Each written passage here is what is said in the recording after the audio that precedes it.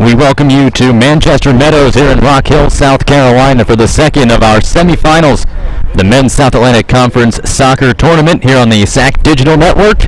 Brian Brown, your producer, Trey and TJ Harrell on the production crew as well. My name is Jake Levy. After Queens upset Carson Newman in the first half of our semifinals here this morning into afternoon, we find out who they will play on Sunday. Right now it's time to introduce you to both teams on the field as you see Queens getting that 5-4 PK win over Carson Newman after a 3-3 draw. The Royals led 3-0. Carson Newman, the top overall seed, second in the Southeast region, battled back to force overtime, but in penalty kicks, Queens able to prevail. There you see the Bulldogs and Rail Splitters, the number 2 and 3 seed respectively, being introduced to the crowd at the moment. Number 18, Pedro Vila. Number 19, William Sue. Number 20, Philip Wong. Number 28, Diego Velasquez. Number 29, Rafael Guyana. The starters for Lincoln Memorial, a junior goalkeeper, number 1, Pedro Ozzi. Junior midfielder, number 5, Enrique Raisin. Sophomore defender, number 6, Hisham Abdul-Aziz. Junior forward, number 9, George Brown. Senior midfielder, number 10, Lucas Cora. Senior defender, number 14, Nathaniel Johnson. The sophomore midfielder, number 15, Nick Spearman. Sophomore defender, number 22, MJ Sheriff. A junior midfielder, number 23, Bryson Lane. Freshman defender, number 26, Matthew Taylor. Sophomore forward, number 27, Melo De Silva. And now the reserves for Wingate. Number 0, Victor Spaghetti. Number 3, Cam Burrows. Number 5, James Scott. Number 10, Rodrigo Ubalde. Number 12, Garrett Bridgewater. Number 13, Vicente Munoz. Number 14, Gustavo Andrade. Number 17, Mateo Correa. And number 22, Nate Evans. The Wingate starters, a freshman goalkeeper number 1, Pablo Yara. Junior defender number 2, Alex Nelson. Sophomore midfielder number 4, Colin Ross. Junior midfielder number 6, Axel Jewell. Senior midfielder number 7, Sean Gatsby. Senior defender number 8, Liam Gillespie. Junior forward number 9, Charlie Machel. Sophomore forward number 11, John Ander. Sophomore midfielder number 16, David Fairgrave. Freshman defender number 19, Jack Melodica. And sophomore defender number 21, Damian Gauna. Head coach, Gary Hammer.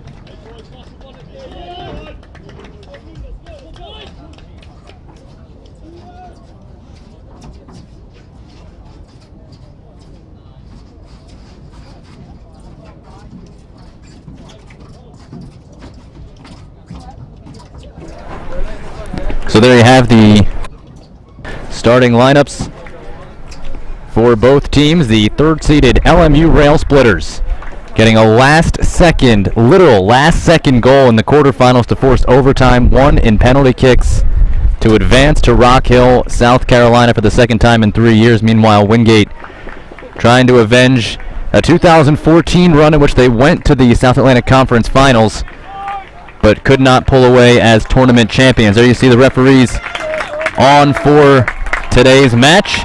Mark Buda, the referee. Kevin Broadley and Gregory Brigman are the side judges. The fourth official is in the jacket. He'll be over on the scorer's table officiating substitutions and the like. So the officials are ready. The Bulldogs and Rail Splitters are ready. It was rainy earlier, but the moisture has moved out of the area. It's still cloudy overhead. So an overcast sky today, but you see very comfortable all the way around 68 degrees right now with 8-mile-per-hour winds, and you see that flag whipping, the wind blowing from our vantage point right to left, or southwest as they call it directionally. And of course, cloudy, cloudy, cloudy. There is a chance for rain later in the evening into tomorrow, but we do think we'll be clear for at least this match and probably the women's matches this evening. One match already in the books, a 3-3 draw to start our day, and an exciting 1-4 Queens Royals able to prevail in penalty kicks. And now they'll await their opponent. It's either the second-seeded Wingate Bulldogs or the third-seeded LMU Rail Splitters coming up now on the SAC Digital Network. The Bulldogs, the 2 seed, so they wear their home white kits with the white and gold stripes. pair of all-conference players starting on the ball for Wingate, who looks like they'll get the first possession. LMU still hasn't broken their huddle yet, while Wingate all standing in formation, ready to go. So LMU perhaps a stall tactic here, a little last-second mind game as they finally break into formation. Axel Jewell and Charlie Machel in the center circle for Wingate. As you look at LMU and Pedro Ozzi, the junior goalkeeper out of Sao Paulo, Brazil. Pablo Yara in net for Wingate, and we are underway here from Rock Hill, South Carolina. Wingate on possession first. 8 all-conference players for the Bulldogs this year. They had 7 preseason, and all 7 rang true. And then Pablo Yara, the freshman goalkeeper, who earned Freshman of the Year honors in the SAC. The Bulldogs sweeping the postseason awards with John Ander, another newcomer, a sophomore transfer from St. Andrews, an NAIA school, scoring 10 goals on the year, earns Player of the Year honors.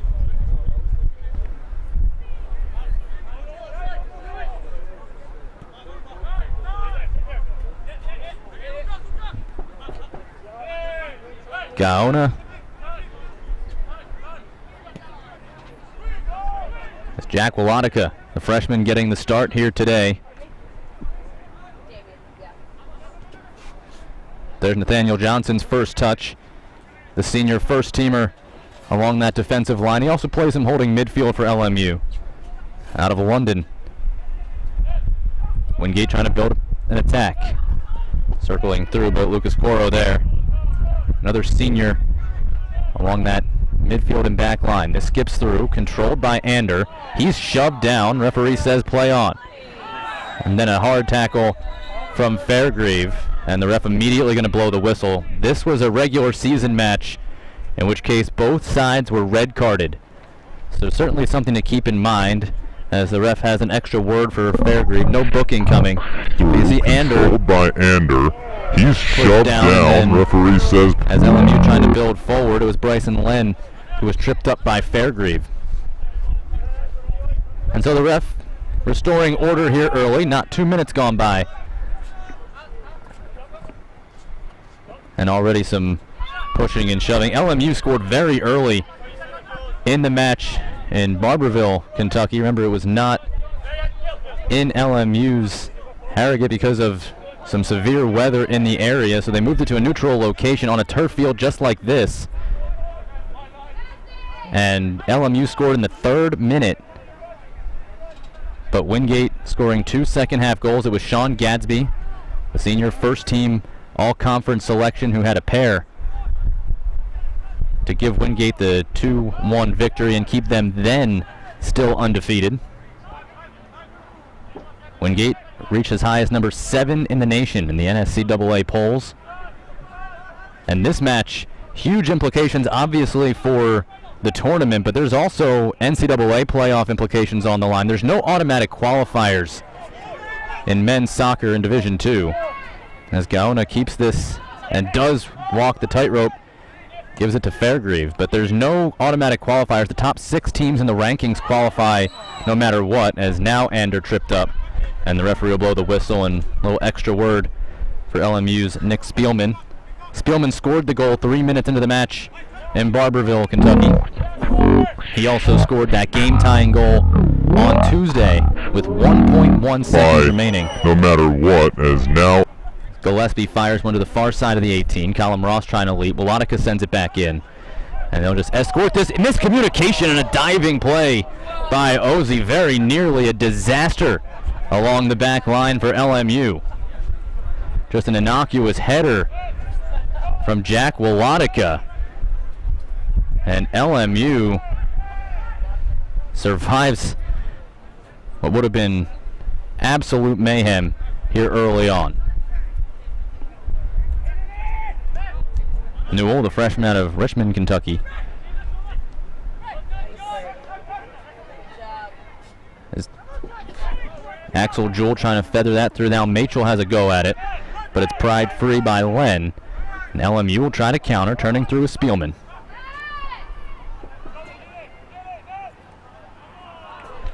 And this will run out for a Wingate throw.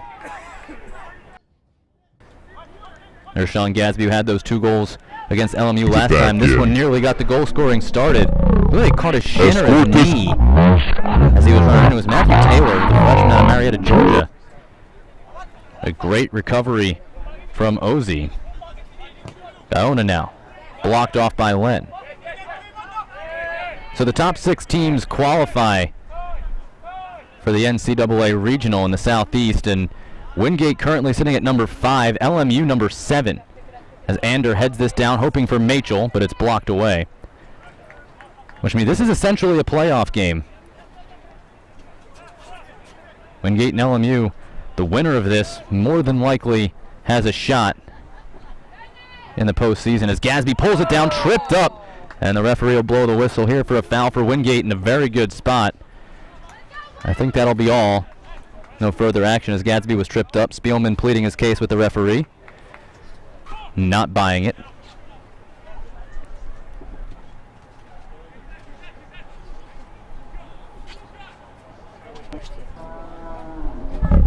As Gadsby coming in as he followed through, and Spielman got the elbow up a little bit also with the shin. But a very important match for a number of reasons today. Now 2 versus 3 seeds in the conference. As Gadsby, who was just tripped up to earn this foul, lined up. Charlie Machel and Callum Ross also both lurking nearby. Referee forcing the wall back. It's a big one. Ozzy guarding the front post. And on the referee's whistle, Gadsby fakes it. Machel rips it. Charlie Machel off the post. And it'll go for a goal kick. Charlie Machel, after the stutter step from Gadsby, the 2014 Gadsby South Atlantic Conference fakes Player it. of the Year. And the good curl on the ball beat the keeper, but couldn't bend it quite late enough to still curl into the side net. Gadsby settles. Lifts over the top. That's a misplay. Axel Jewell's in behind. Tests it down to himself. Jewell rolls it across the goal mouth, but he's too tight. And the good pressure defense allows Ozzy to easily scoop that up. There's Nathaniel Johnson, the first team all-conference defender. As Yara calmly, with De Silva in the area, pulls it in. Gaona misplayed it, but David Fairgrieve comes back to help out, and Wingate will flip field.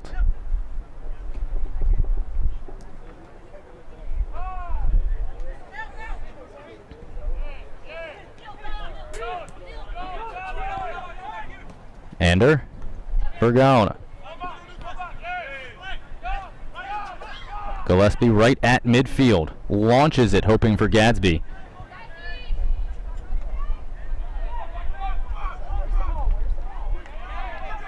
MJ Sheriff had it and lost it. And Melodica again. Jewell to the top column. Ross squeaks it wide. Fairgrave now for Ander. He was able to feather it through to Ross, who's pinballed around. Finally loses his feet and the ball. LMU comes away with it. Henrik Rezik, second team all-conference midfielder.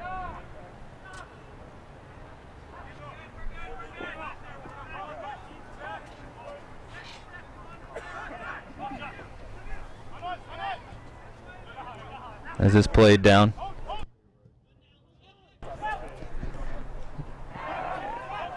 Intercepted.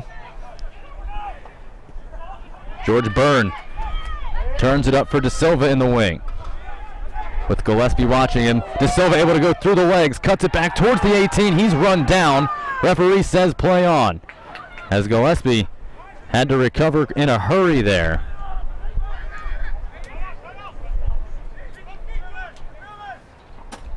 Gillespie in a more of a central back role today. As this controlled by Sheriff. Curls it towards the box. There's Gaona. And he heads it out of harm's way. Gaona has been playing a lot of center back this year.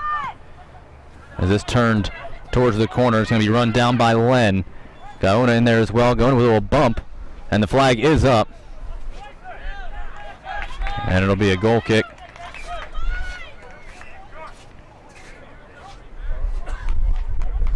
Jack Wolonica, the freshman, getting a start here in a big match. A couple of opportunities for freshmen to get some important playing time. As here's Gillespie's recovery.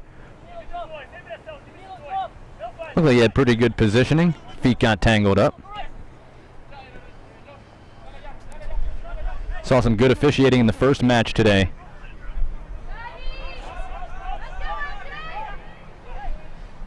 It was a physical match, but fairly called both sides. Early on, we've seen the referees today gaining control of this match. I'm sure they're well aware that both sides received red cards in the match when these two teams got together in the regular season. Interestingly enough, it was a 1-0 lead for LMU when Wingate took the red card, as Axel Jewell called for the foul. And just 4 minutes later, Sean Gadsby was able to score down a man. And then later on, after things leveled out, Gadsby got the go-ahead goal.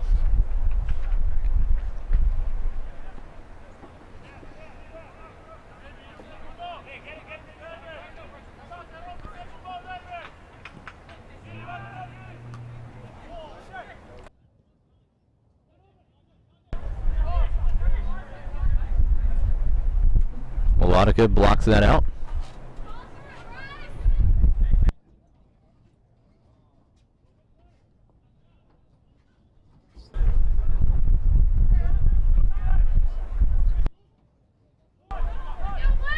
Nelson clears that away.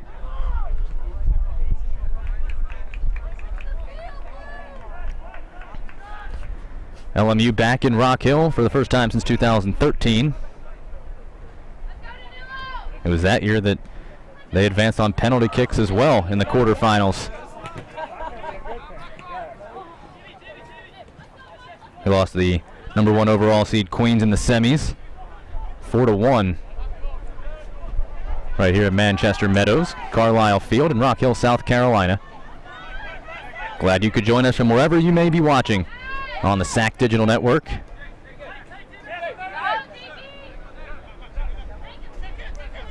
Earlier today we had Jefferson City taking on Queens from in Charlotte, so a team much closer than the other here. Harrogate a little bit farther than Wingate.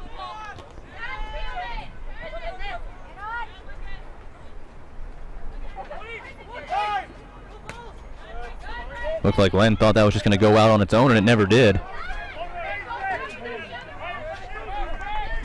But the flag comes up for a quick restart for Wingate on the offside.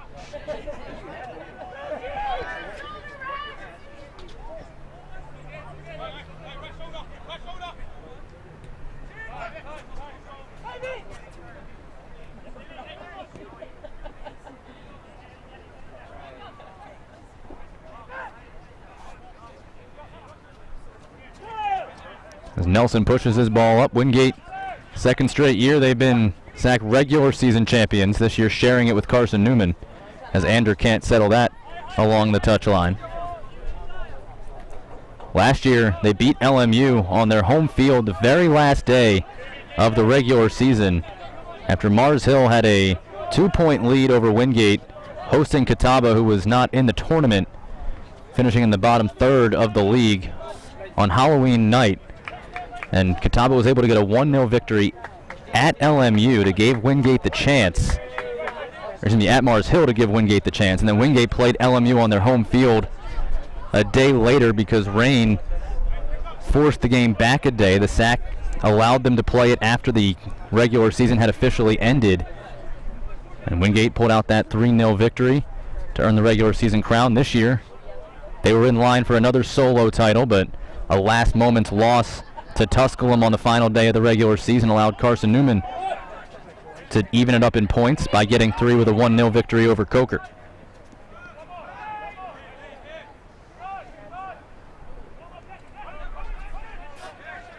Told you the distance a little bit different. LMU about 250 miles away, Wingate about 50 miles away. That was a great work by our production crew in the truck. Nelson lofts one with pretty good weight on it, and that forces a sliding play by Hisham Abdelaziz.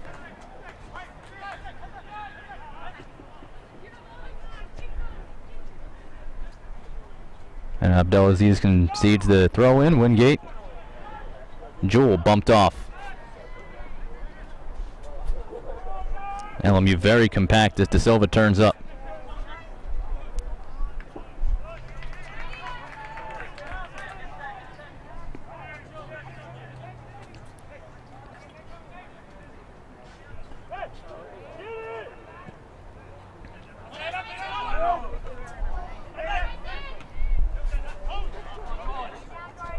Is headed down, hoping for Len. He'll get there, but Gillespie coming all the way across to cut him out. Len with the trip up, and he'll be whistled for the foul. So LMU obviously sitting one place out of the NCAA regionals right now. Definitely want the win for that reason. There's no extra need for motivation in a conference tournament match, but LMU has to feel like they were the better team when these teams got together in the regular season. That second half where Wingate scored both the goals for the come-from-behind 2-1 victory. LMU outshot Wingate 10-4 in that second half. Of course, we're up a man for a little while as well, but Pablo Yara made 5 saves in the second half, and Gadsby scoring the 47th minute goal and then the 78th minute goal.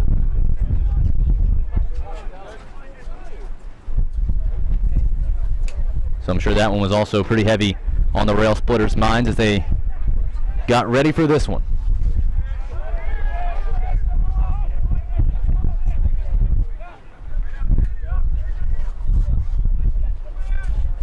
Johnson will reverse field.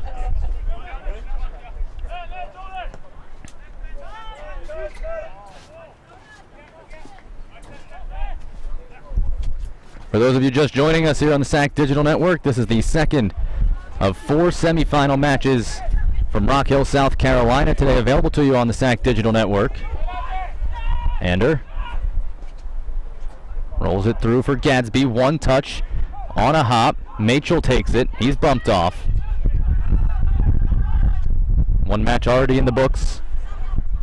A draw between the Queens Royals and top-seeded Carson Newman Eagles, with Queens advancing on penalty kicks. There's a good turn in for Gadsby. Gadsby lets it fly. Ozzie with the save. Good creation there from the SAC Player of the Year, setting up Sean Gadsby, the senior first-team all-conference selection. And he certainly pulled the trigger.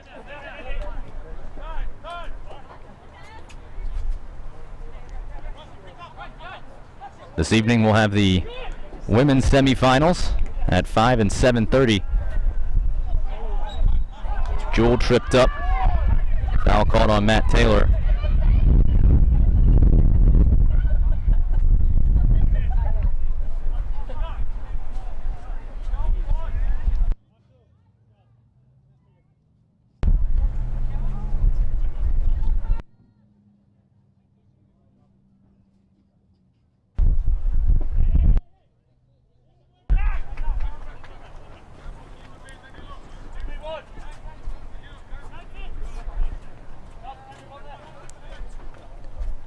Free kick here for Gadsby. Ozzie will step up, try to catch it in midair. Gillespie caused problems, but Ozzie recovers well.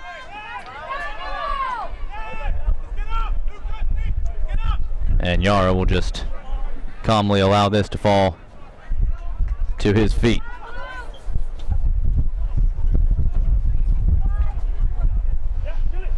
Yara stands out for a couple of reasons. Freshman of the year with his great goalkeeper play, the first team all-conference selection at the keeper position, but also because of that highlighter yellow goalkeeper kit that he's got working.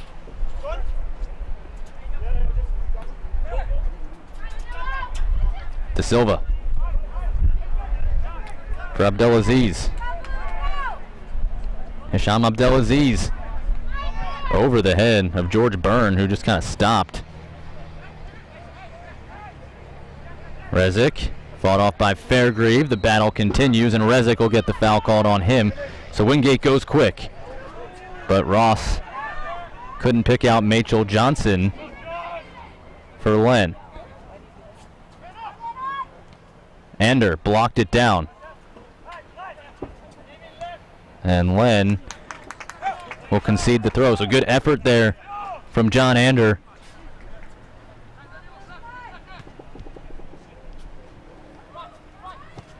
Now this one slid across the top of the box. Jewell tried to control it, blocked away.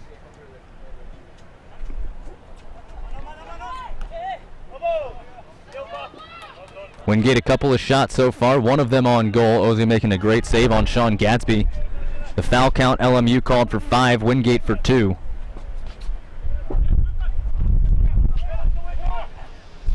There you see Gary Hamill, the head coach for the Bulldogs, to the right of your screen. His assistants Joey Calandra and Sean Utterson sitting by his side. Hamill in his 25th year. The helm of the Wingate Bulldogs.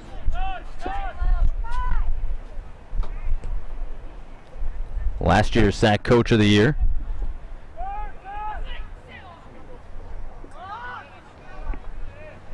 And he saw some pretty good moments for his team so far this season. Got a huge win on the road at number 9 Limestone.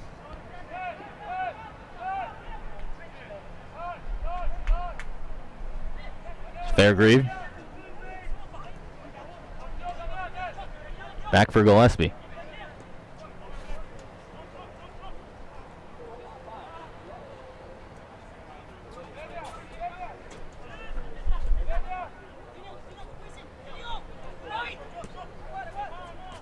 Gadsby the back flip to Ander.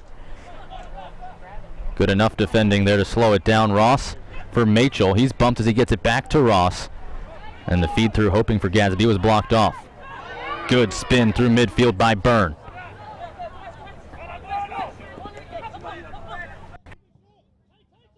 Byrne gets it back. Good control through. Fairgrieve bumped him. Gaona goes to the slide. And a dangerous play there with Nelson. It was a good play. He got all ball. But with Alex Nelson right in front. Here's a ball hoping for Jewell. And that'll force a huge clear. Wingate's going to get a corner out of this. That was an important play. That's a good decision, I think, by Matt Taylor, because if Jewell beats him to that ball, it's a foot race, and Jewell wins a lot of those. But Taylor clears it out. Wingate will get the corner despite the best efforts from Ozzie to keep it in play. Wingate's had a couple of free kicks, but this is the first corner for either side today. And it'll be Sean Gadsby with Axel Jewell joining him, and they'll go with the small roll. Fairgrieve to the back post, and they'll just watch that skip up and out. Saw Gillespie and Nick Spielman come together.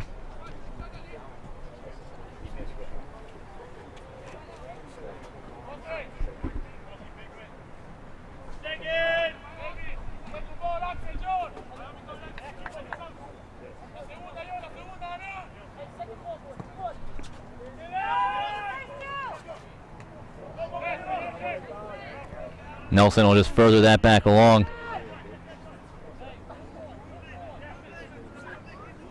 It's Gaona now.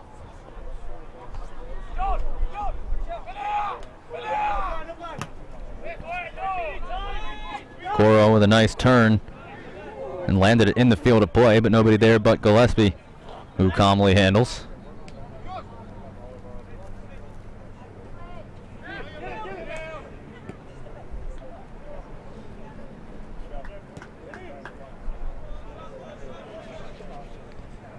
Certainly not quite the torrid pace we had in the first match today, where Queen scored 3 goals in the opening 25 minutes. It's Gaona for Ander. Trying to turn on Len. Now he chips it inside past the diving head of Jewell, and that gets deflected out for a corner.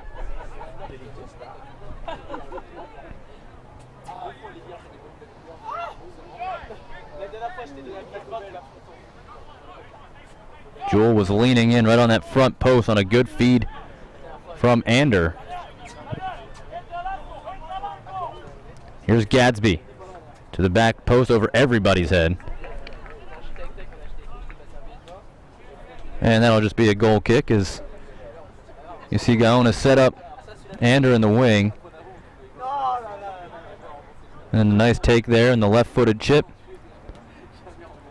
Hand was behind the back. It hit him on the arm, but I don't think there's any way you could call intent on that.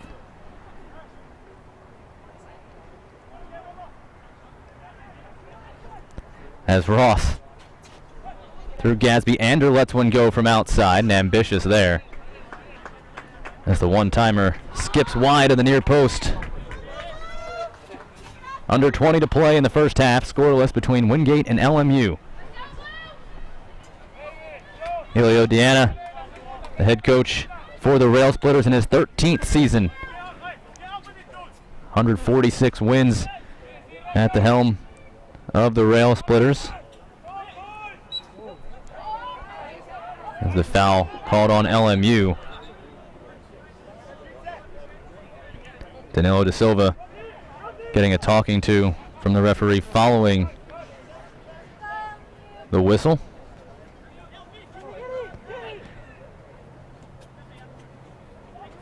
Gadsby forced off the ball. Da Silva pushes it past one defender, Nelson, with a huge play. He was the last defender, that high defensive line. And Alex Nelson, who has gotten a lot of high praise in his seasons with Wingate. And the junior, a first-team all-conference selection. Inkalal out of Bromley, England, has made his way on for the Rail Splitters.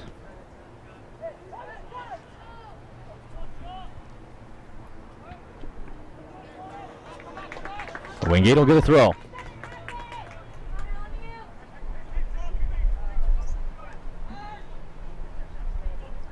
Gadsby. Stutter step. But he'll eventually lose it with MJ Sheriff, the Knoxville, Tennessee native, fighting him off. And before LMU makes the throw, they will make another sub. It's Philip Wong.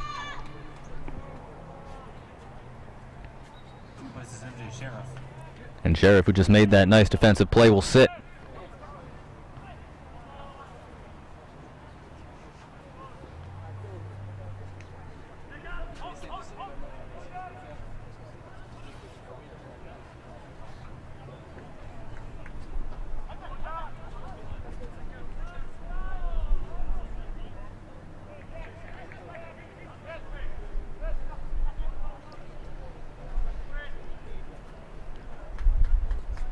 Doesn't really seem like a matter of teams feeling each other out here. Both teams have been aggressive when they've had the opportunities.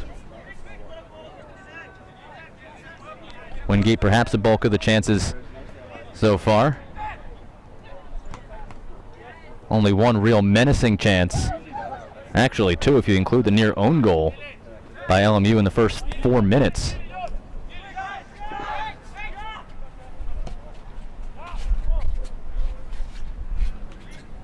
Shots 3-0 in favor of Wingate. Wingate won their quarterfinal match right here on this very field on Tuesday, defeating LR 2-0. They were scoreless at halftime in that one. It's Ander tried to split the defenders, but lost the ball in the process. Now Da Silva. On for Law, who just came on. He's got fresh legs, working on Nelson. Coro for a shot that's deflected and kicked wide. So Rezic angles that out of play. And that will go as the first shot of the match for LMU.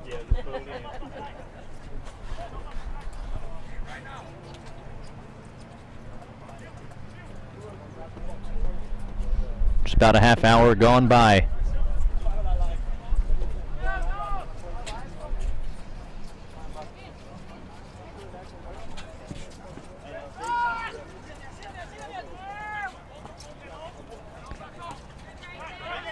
De Silva. Going for Lal again.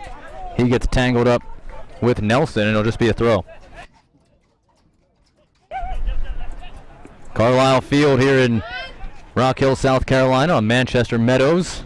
Beautiful facility. The host of the South Atlantic Conference men's and women's final 2 rounds of the tournament. Jewell turns it. Charlie Machel, the only one at the top of the box, and it caught the back of the foot of Johnson. Machel then run off by Johnson. Great defending, as the senior able to edge out the junior. Both Englishmen.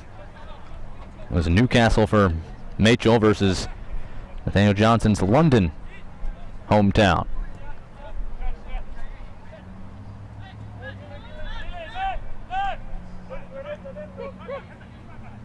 Spielman sending Len. He flicks it on past Gillespie. Still got some good pace to it, but the speedy Len able to catch up to it. Nelson, good recovery with Lal standing in the middle of the box. Nelson walls off that insert. De Silva. Good ball, gets it right back, steps inside. De Silva working around the defenders, and then it slipped wide for a goal kick.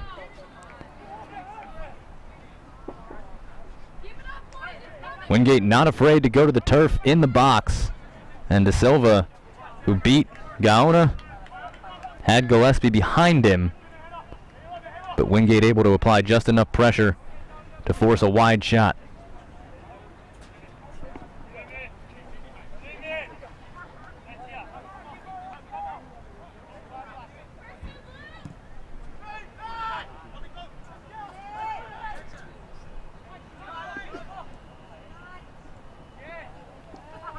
Coro controls it off the Yara goal kick.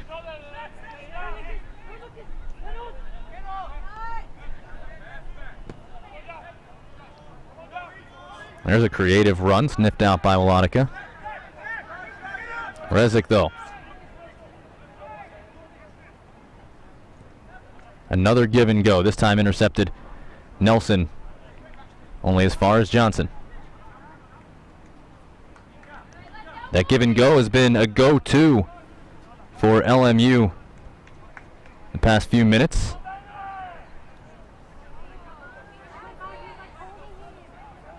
A good fight from Lal. Through for Spielman, who has a go. And it rises over the crossbar. Spielman, the sophomore out of Florida. But it was the give and go that set up De Silva with the opportunity. So you watch him and Rezic, and then it's Gaona behind him. Nelson got all ball. Gillespie goes down for it. And at that point, De Silva didn't even have the ball. It was depossessed from him by Nelson. And then a 50-50 ball with both of them kind of converging at the same time. That'll be a foul.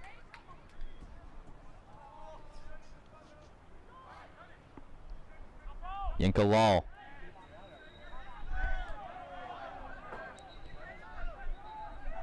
And the ref saying it's Wingate ball. The side judge had the flag pointing in the direction of LMU, but the center official overruling the side judge.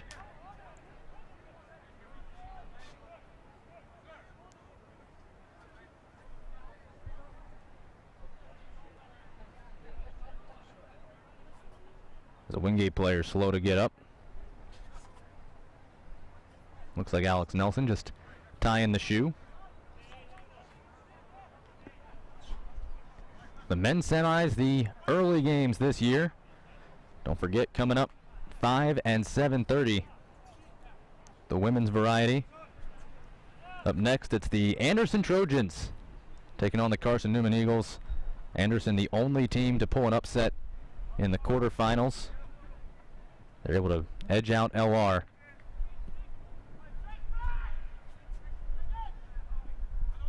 And they'll take on Carson Newman before Wingate wraps up the day on the women's variety.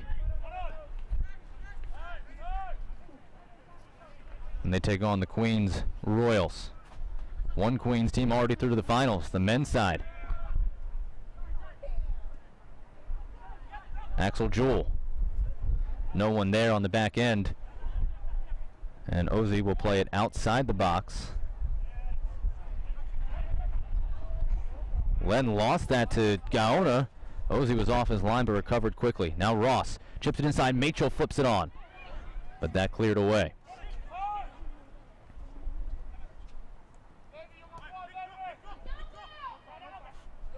Ander forced off by Len. De Silva squirts it to Law. But Fairgrieve there to force the issue. Under 10 to play in the first half. Wingate and LMU, physical but scoreless.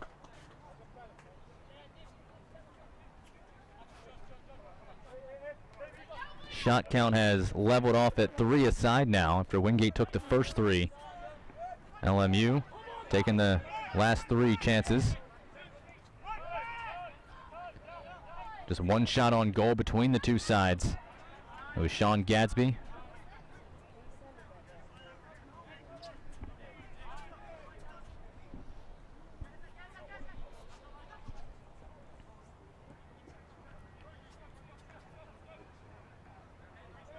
Melodica through midfield. Good step back for Gillespie.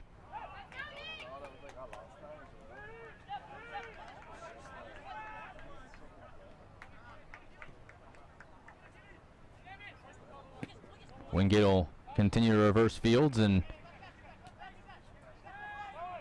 now probe the middle with Colin Ross.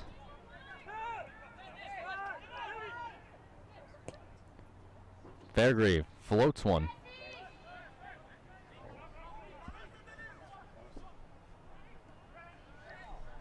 Melodica will be called for the foul there, bumping down Yinkalal.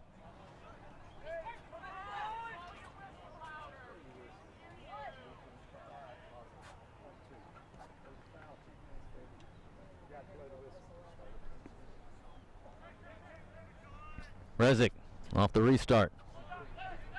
Law on a foot race with Nelson. Nelson gets there first. And was it deflected? No, it's a corner kick coming for LMU. Great, how you doing? Good.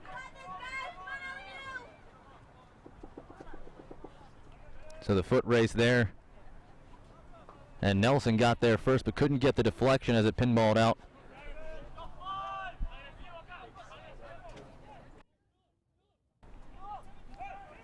And they'll go small to De Silva. Backtracking, crosses it over the top of the yard. Y'all! And Hinka Law. What an opportunity there with Yara in the net. But the header clears the crossbar. And that will go in the books as the best chance thus far on the LMU side. After the slow play to De Silva, look at him backtrack against the first team all-conference defender Nelson, and then Law with Ander marking him. Maybe got just enough of him to put him off balance.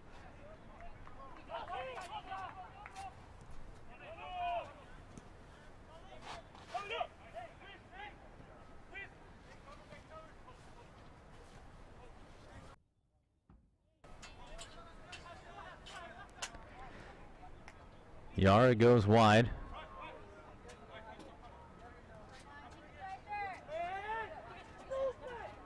The freshman out of Chile. Melodica tried to get ahead of steam going, but Spielman stopped him in his tracks. Another float over the top. This one falls right to the feet of De Silva. He lets it go from long range, and skipping in too easy for the freshman of the year, Pablo Yara. Starts it with a throw. Good turn. Crisp one-touch passing from Wingate. Get them possession moving towards the attacking goal. Here's Gadsby. For Machel on the back post. Len there first to knock it out of play. But the good turn back from Wingate sets up a corner kick here.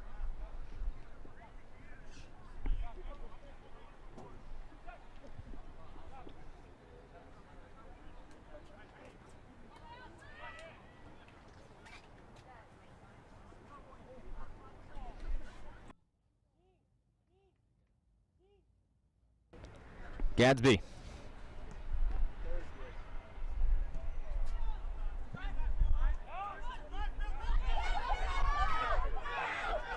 Wong, the substitute. Fairgrieve just got a piece of it, but it still falls to Law.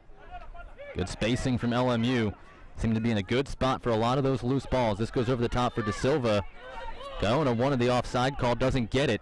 Instead, De Silva crossing over. That's still in play. De Silva rolls it through the top of the box. Coro can't get there. And it'll go instead to Callum Ross.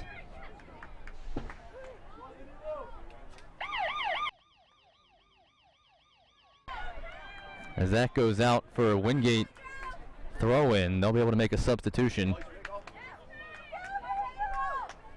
It's Mateo Correa coming in. LMU will make the sub as well. As De Silva, who just had that great opportunity, exits. Pedro Villa will come on. And a foot race for the ball. It looked like it was De Silva who laid it back, but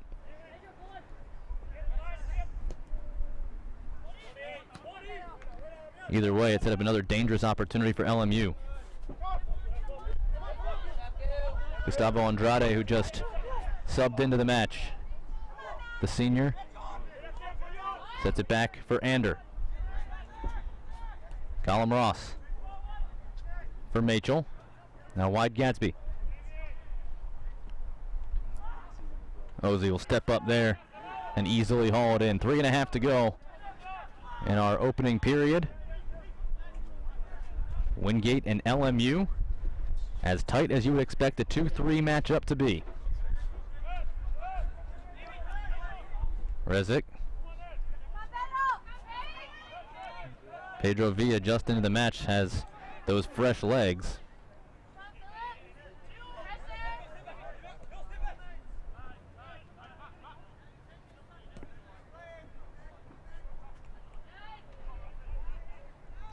Law. Inca Law came in as a substitute. Really feels like the tone of the match changed when he entered. The senior from Bromley, England.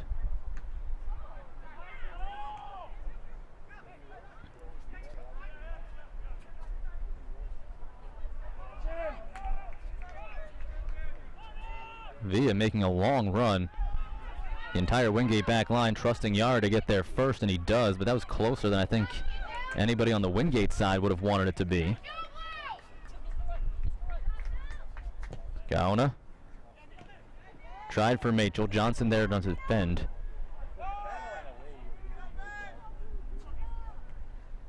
And Gadsby will just turn this in on frame. But not much doing with that insert.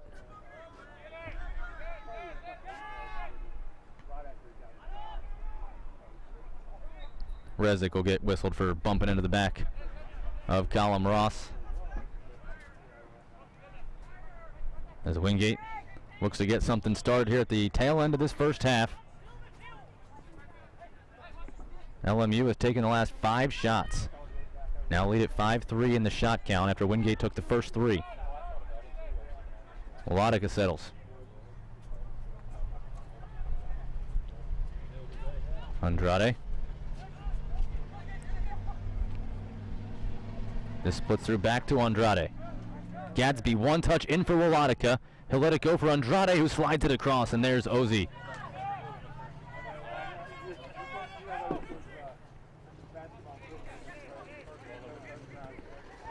Looked more like a cross than a pass, but still first time in a while that Wingate has put together something threatening on target. Wingate does have 3 corner kicks compared to 1 for LMU.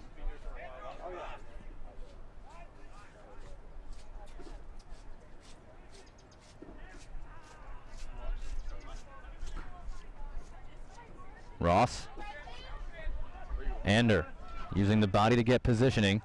Final 30 seconds. One more chance for Wingate as they push forward. Ander. It's a split second late as he tried to set up Machel. And now Coro can start it forward here in the final 20 seconds. Law controls. Skips past Coro and Can't give up on LMU late in these halves. There's that 1.1 seconds left when they scored the equalizer against Tusculum. 5, Maybe one more go for Ander, 3, and it'll skip in on Ozzy, who controls, and with that, we have reached halftime. It was Wingate a bulk of the possession early. It was LMU late as Ander really shaken up after that late take. South Atlantic Conference Player of the Year. We'll have a few minutes to shake that off as they put 15 minutes on the clock for halftime here on the SAC Digital Network. Ryan Brown, your producer, Trey and TJ Harrell on as well. My name's Jake Levy. Hope you enjoyed the first half. We're scoreless between the 2-seed Wingate Bulldogs and 3-seed LMU Rail Splitters. Let you watch into halftime. Back with more in a bit here on the SAC Digital Network.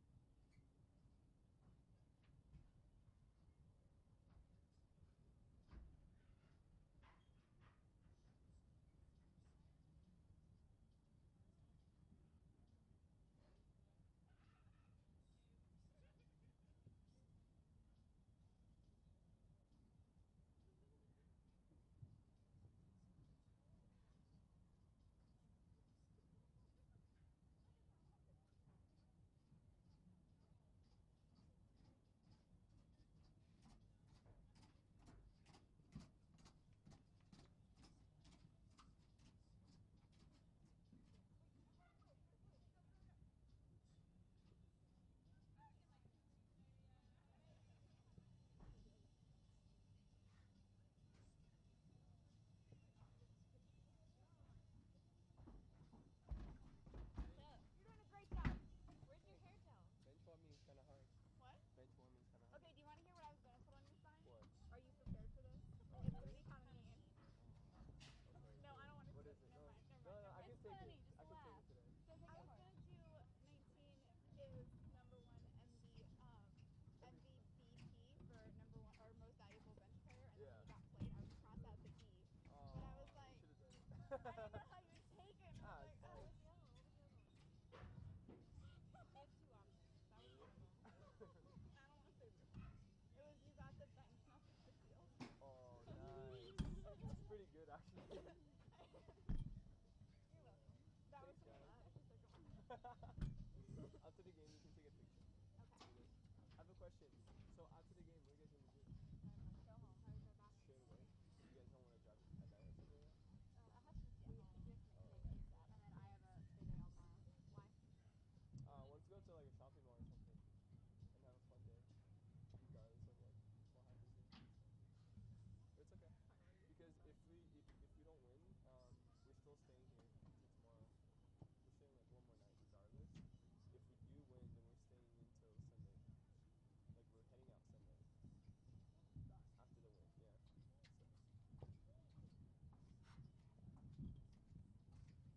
Yeah. So. How's home at this point? Wait, you miss home? Arrogant. When didn't you guys leave like yesterday? At 8 a.m. Yeah. Because people didn't want to skip their class. People didn't want to go to their class. So we were originally going to leave at like 3 in the afternoon or something. And then they're like, no, let's leave at like 8 in the morning so I don't have to go to class. And then they're like, yeah, let's go so I don't have to go to class. I'm like, screw you guys. No, we didn't have weight sessions, but I worked until midnight. Ended up going to bed like 2 in the morning after talking to Sarah. This morning, you left yesterday. And then I woke up at 7. So I slept like 3-4 hours. So you guys are spending possibly 4 nights or 3 nights here. Yes. Yesterday, tonight, tomorrow night, and then Sunday we will leave. So maximum 3 hours. Crazy. But just kidding. How are you guys feeling about this? Alright, I think we're at the end we're attacking more. Yeah. Oh my gosh, I thought they were gonna score. I thought like Matt was gonna like let it in or something like that. Yeah, that was really dodgy because that was really scary.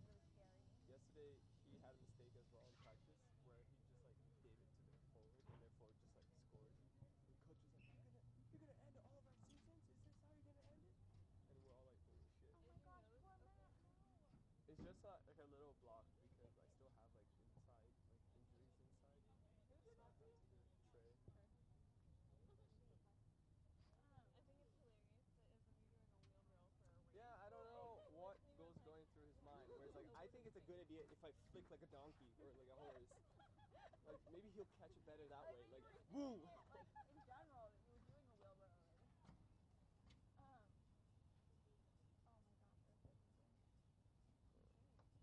Oh my gosh, that's so stupid. But the ball is gonna go in. Like I still panic No, about every that. time that like they're ball close, is I was like, going Jesse, like I'm this. nervous. And what do you think? Grab each other hands, please.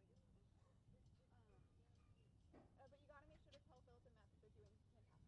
Okay. Actually, can I you use the will. word fabulously? Fabulous. That's more Jesse. Fabulously. Yeah. That's more Maddie. No, that's more Jesse. Who's Like Maddie? word. Matt. Oh. It's Maddie. Oh, no. Okay. No, his name Fabulous. is Matt.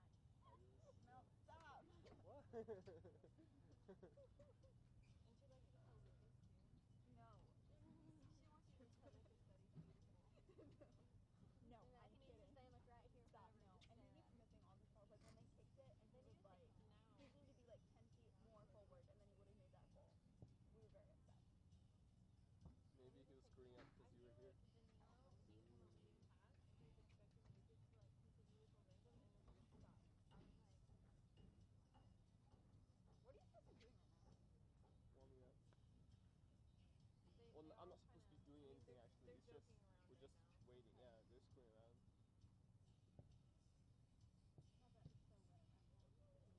My butt is so red. My butt is Probably looks like a I don't think my butt is. Look at my butt. My butt's nice and dry. like kind So of wet. you It guys, doesn't look red. you guys have the shootout from Dixon.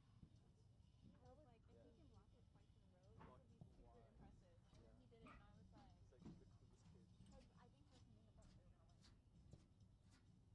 But wait, who did you guys want to win out of those two? I think Personally, I didn't want Carson Newman to win because I don't like them. But then Talis doesn't like them so much that he wanted them to win so that we can win this and then beat But them who later. do you think would be easier to beat? I think The other Carson one. Newman. You guys think you The have other a one. shot? Who? You lost it. Crazy. Do you guys like if you guys miss this game? Do you guys think you have a shot in the final? Wait, didn't you lose 3 games this season? Against them. Against? I was Oh, because you guys won. Yeah, we beat them before. How many games have you lost this season? 3? 2 or 3. I thought it was 3. It was Carson Newman. Newman, Oh, Wingate. and Marshall.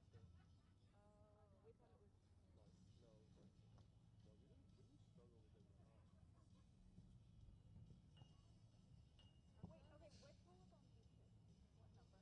No, we didn't struggle with them at all. Wait, okay, which one was on these two? What number? Sorry? What number did you finish? I can't remember. How can you not remember that? Some asshole. Sometimes you just block those games out of memory. Yeah. It's so traumatic. You're just like, I don't want to remember that I did that. Just, I got a lot of shit for it. From everybody? That's so mean. They all make So mistakes. it's fine. I mean, so, like today, leading up to today, our assistant coach, he's always been telling us like, hey, they're gonna play mind tricks. Like, don't get sucked into it. If they hit you, don't hit back. Just keep playing your game, minding your own business and stuff like that. Biased? It's always like Wait, that. in your story. And then I turned to him, I'm like, you mean we're not supposed to kick them back? He looks at me like, you're such a retard. He seems so nice. It's pretty chill. No is search, not so much. No. Oh, and then that's what no one likes the coach, right? And then the coach award was like this person, best coach out of the 3 teams, blah, blah, blah. It was like the ceremony over here. Yeah. And then all the guys in our soccer team like looking at each other like not our He is grumpy. Like, all the time. Yes. Oh my god, the coach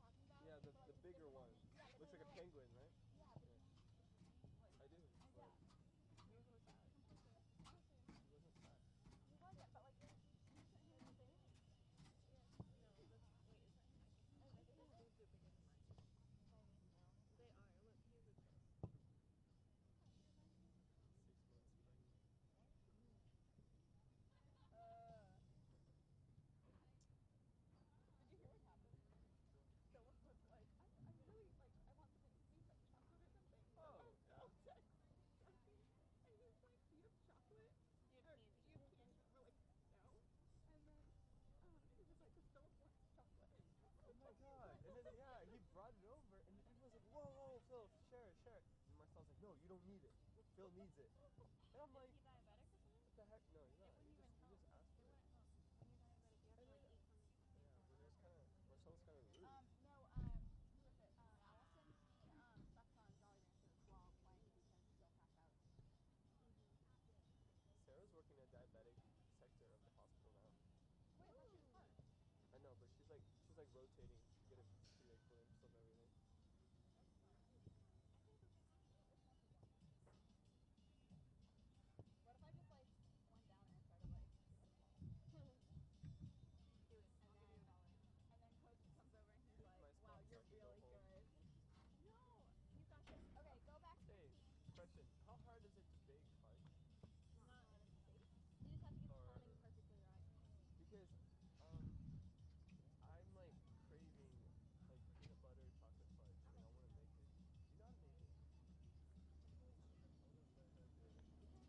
Do you know how to make it? I want to learn how to do it. It's your Pinata's birthday. Come over and we'll make fudge all night. Wait, I want to be there. And we can make green tea fudge. Green tea. Get it? It's gonna be sweet. I'll walk myself out. Highlight of the game. Good job. Okay, if you play, score a goal. Okay.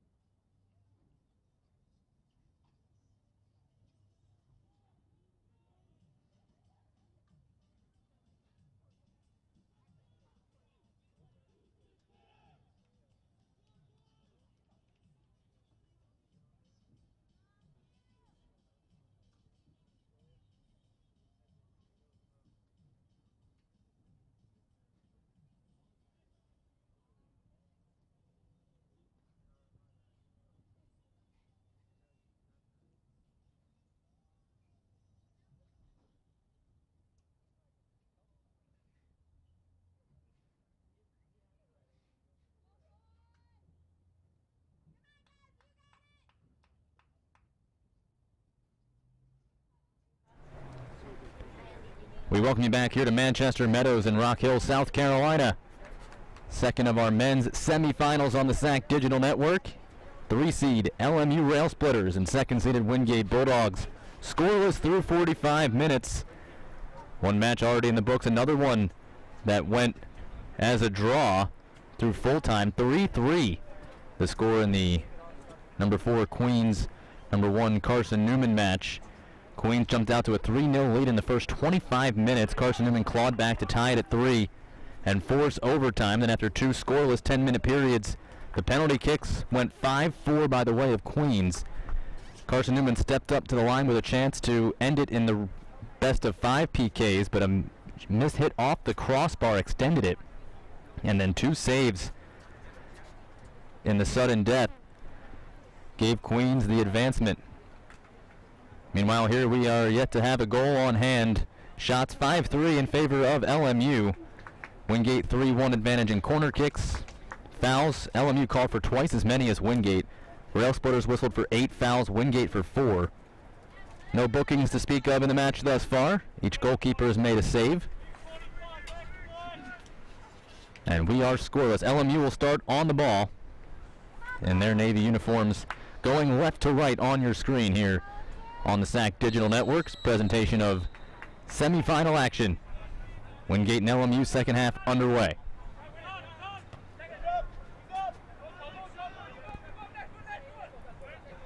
Spielman ahead for MJ Sheriff, who was pulled for a sub for the final 10-15 minutes of that first half, so he got an extended halftime, and now he's back and making a run down the right flank. Wolonica there to clip it up and out of play. It will stay with LMU. So just one upset in the quarterfinals of this SAC tournament, but already won through one match today. This kept in play by George Byrne, trying to work on Wolonica, gets by him, Gadsby there to help out, and Byrne stays strong, chips it to the post, headed away by Gauna. Len, left foot, one hop in on Yara. Good look there from LMU early, but the throw is perfect. And now John Ander, who was a bit shaken up at the end of the first half, on full speed ahead. So that's a good sign. And as he started forward, he had the ball cleared out of play off his foot, so Wingate will get the throw in. Ander, top of the box for Jewell. And he skies it off his shin.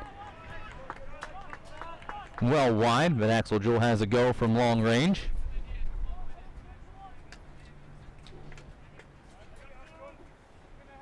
Wingate took the first 3 shots of the match. LMU had taken the last 6 before that one, credited as Wingate's 4th shot. Still just 1 shot on frame for each side. So we'll see if things open up a bit more in this second half. Abdeladiz, a good step, but Wolonica takes it right back. Trying to feed it through for Jewell, who's got space. Tried to leave it over for Machel, but too many feet in the way. And Charlie had already started his run.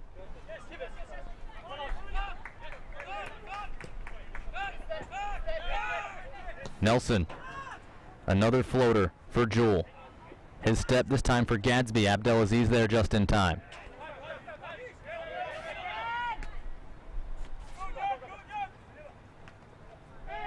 Fairgrieve did clip that with the hand.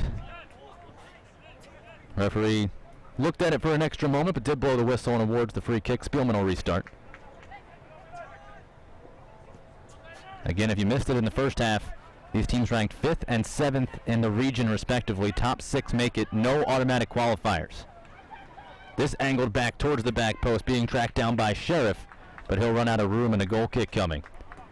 So with Wingate ranked 5th and LMU 7, a win by either of these teams today, getting a regional ranking win,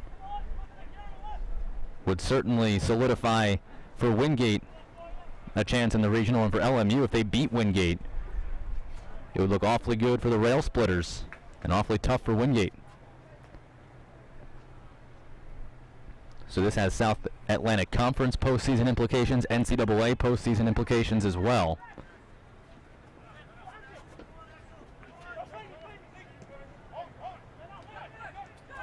Byrne. Try to set up Reddick.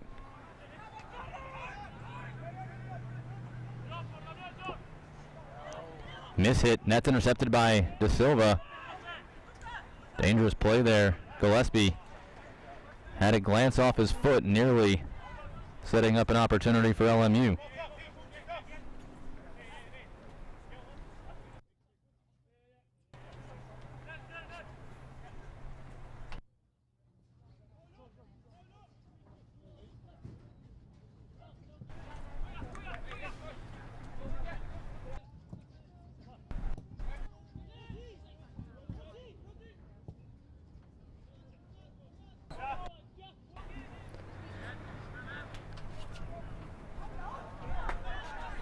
Turnover now.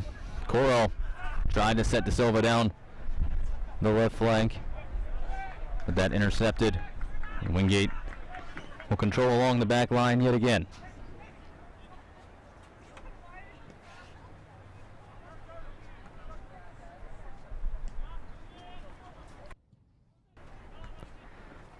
Ross for Gadsby, who controls.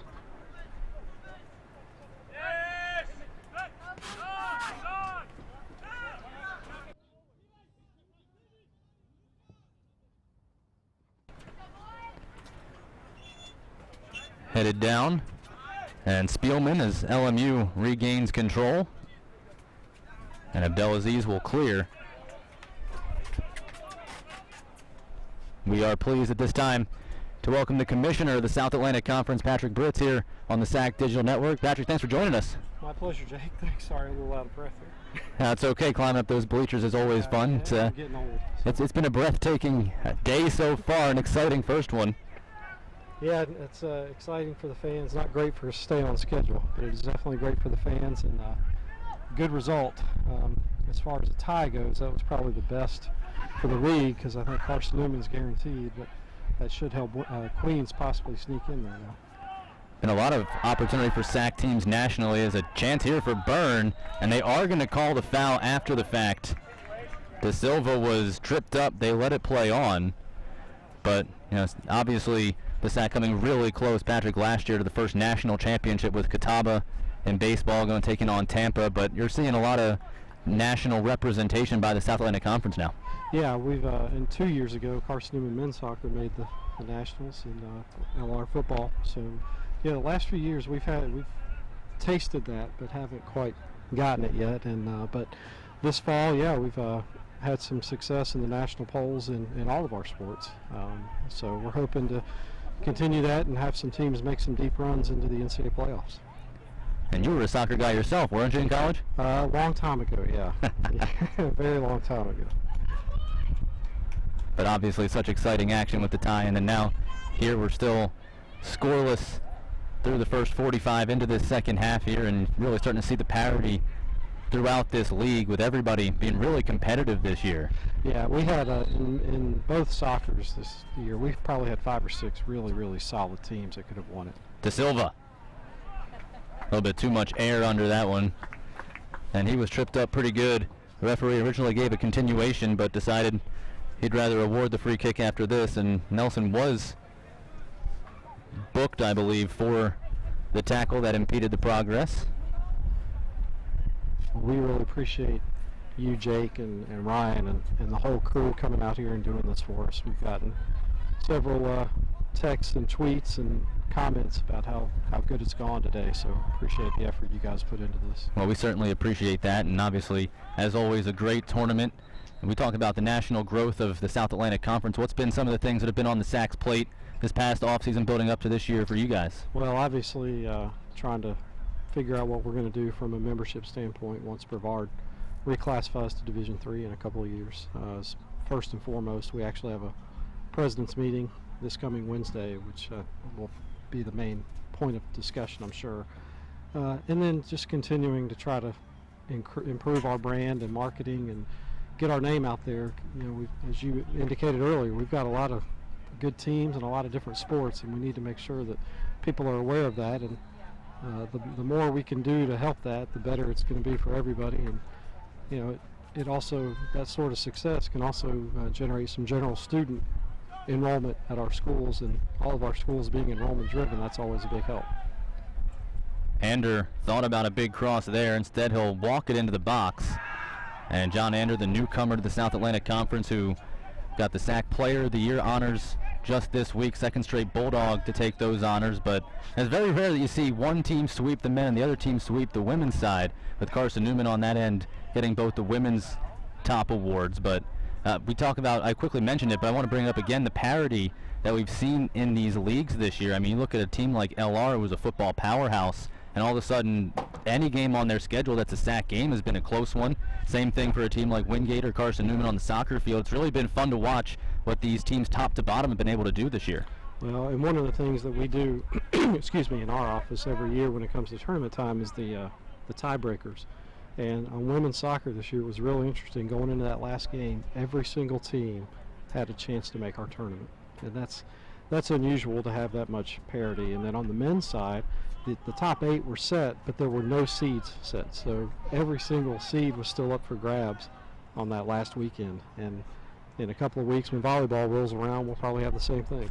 Yeah, volleyball coming right down the stretch as well. A few more nationally ranked teams, 3 in the region on that side. And, of course, Wingate and Carson Newman, both the top 2 seeds on the women's side for soccer, getting that chance to potentially host. So certainly a lot of chances to put Wingate, Carson Newman, possibly Carson Newman volleyball, Wingate volleyball on the map as well. So certainly going to be interesting to see what happens in these next few weeks, but certainly something that's got to be a sense of pride for you and everybody in your front office. Yeah, we definitely are excited about it. It's we joke in our office sometimes. We try to call ourselves the SEC of Division II, but just one letter, right? Yeah, we don't. Yeah, exactly, one letter. We don't have the hardware, but I think we have some success there.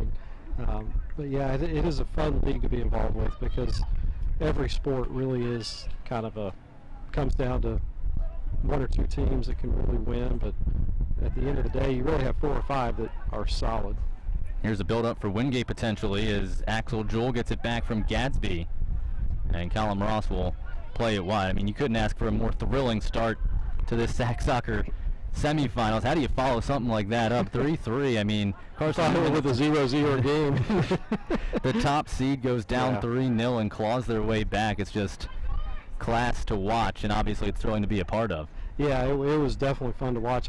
It was amazing. I got to see all 3 of Queen's goals, but not one of Carson Newman's goals. So, but yeah, they keep you a little busy during tournament time. Yeah, but that is quite a comeback. To come back from 3-0, you don't see that very often. Rezick trying to force his way inside, but walled off nicely by Nelson. And speaking of volleyball, we've got that tournament coming up not 2 weeks from today, or yesterday. No, 2 weeks from today. Pardon me. It is Friday at Anderson, hosting it, and should be some really good matches down there. Especially like you mentioned, Carson Newman and Wingate are leading the league right now, but Lenore Ryan's solid. LMU's starting to come on a little bit on the volleyball side, and so we should have some really good matches there.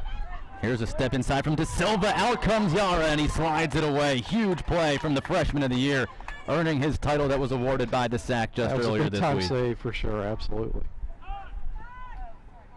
And obviously he's turned a lot of heads, not just for the highlighter yellow uniform he's got on there, but his outstanding play as well. And what position did you play in soccer there? I played up front, so I was not a big fan of individuals like him. Oh, so you didn't like Yara coming out and taking your legs out and avoiding the goal-scoring opportunity.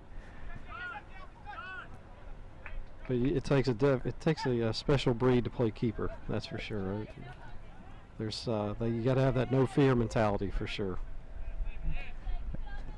And then obviously, you know, coming up on those winter sports seasons now, you look at basketball, a huge change on the women's side going to the quarters play, and obviously the ability to dunk in pregame warm-ups and everything like that. How's the SAC dealing with that change? Are there any adjustments being made on your end to deal with the new changes in basketball this year? Not really. We did have a pretty lengthy conference call with all the coaches and ADs and game administrators, especially on the women's side, because as you mentioned, the quarters from the halves is going to be a huge difference. So we expect a few bumps in the road the first few weeks just because it is so different and new, but nothing really substantive. And it's funny you mentioned the dunk, being able to dunk in pregame warm-up. As a league, we actually are going to keep that ban in place simply because a lot of our schools don't have backup goals, and if something, God forbid, did happen, we might end up not being able to play. So we're going to stick with that, and I'm still not sure what the rationale behind that was. I think what'll happen is some poor young man will hurt himself in pregame warm-up, and then they'll go back to to changing it. 'Cause Certainly hope it doesn't come to that. I but- agree, but warm-ups is not a dunk contest. So I'm No. not really sure what the. Well, it's never been a dunk contest for me anyway, Yeah. so. Me either. Never was. Couple of real heavy tackles here in the last couple of minutes as this match starting to pick up the intensity a little bit coming down to the final half hour. And obviously, Mr. Britt, we always appreciate you coming on and joining us, and it's been a fun one so far, hoping for more of the same, and obviously the women taking over tonight. So as this one just clips, goes out of play, and then obviously you know how much work goes into setting up such a great place like this, Manchester Meadows, and the great event you guys have been putting on. How's the staff been just throughout the day, and just talk about kind of what you've been going through with them, getting prepared for this, obviously with volleyball coming in a couple of weeks and that quick turnaround.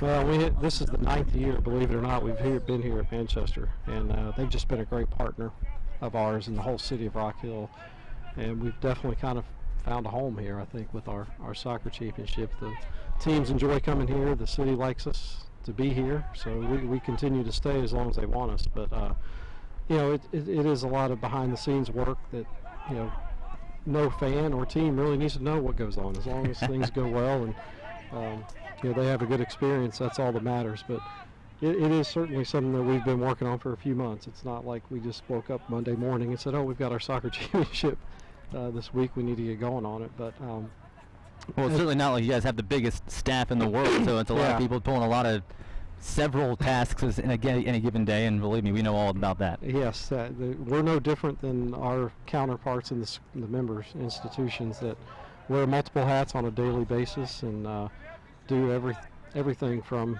selling popcorn and tickets to broadcasting like you guys are doing. So it's we have a staff of 4, and all of them put in a yeoman's effort when it comes to our championships, and that's something that as an office and as a conference we really stress upon, is the championship experience, because for most of these teams this might be it. Not every team's going to go to the NCAAs, so this might be the pinnacle of their year, and we want to try to make it as special as possible. This match has some national and regional as well as conference implications on it. So you got the number 5 team in the Southeast region taking on the number 7 team. This is almost like an NCAA tournament game, isn't he? Playing for a chance to play in that national championship. Yeah, and when I saw the bracket come out and then the rankings this week, that's exactly what I thought. The winner of this game probably has the inside track to at least getting a selection. And if I was on the committee, the last thing I would want in this game is a tie. But certainly doesn't make it any easier. No, not at all. And but yeah, I agree with you. This is almost like an NCAA tournament game with the what's on the line here. Well, a busy day. Patrick Britz, thank you so much for coming on, spending a few minutes with us. Go enjoy the rest of it. I know you got some more awards to take care of, and keep bringing that championship experience. We appreciate it. Thanks, Jake, and appreciate again all your effort to make this a great event for us. That's Patrick Britz, the commissioner of the South Atlantic Conference, joining us here on the SAC Digital Network. The second of our men's semifinal matches. The women coming up a little bit later today. We had a draw in the first one. Wingate and LMU coming down to the final half hour here of regulation. All square on a scoreless draw. As Villa checks in again for LMU. A good one-touch. Garrett Bridgewater able to keep it alive. Bridgewater tight roping. And then as bodies tumble, it'll just be a simple Wingate throw-in. And Bridgewater on the other end of heavy collision will certainly keep an eye on that. Bridgewater was the red card for Wingate in the match against LMU. It's Cam Burrows, the senior, intercepts. Nate Evans, the freshman, trying to turn it up. Burrows controls again. And as Commissioner Britt just said, this virtually a playoff game, not just a tournament game, as Evans had that fall right at his feet, but it would spun too much for him to control.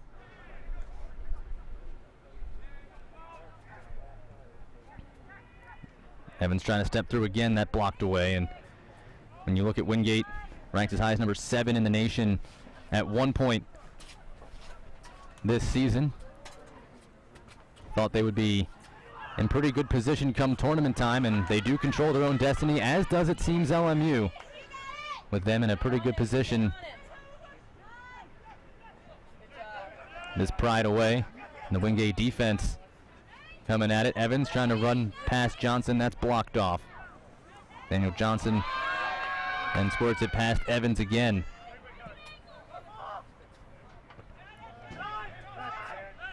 And you wonder, as this game gets closer and closer to the end of regulation, whether the teams will tighten up a little bit more or loosen up here. Remember, a draw here would be tough, but if you're on Wingate's side of things, a draw looks better than an LMU one who's trying to get into that playoff picture.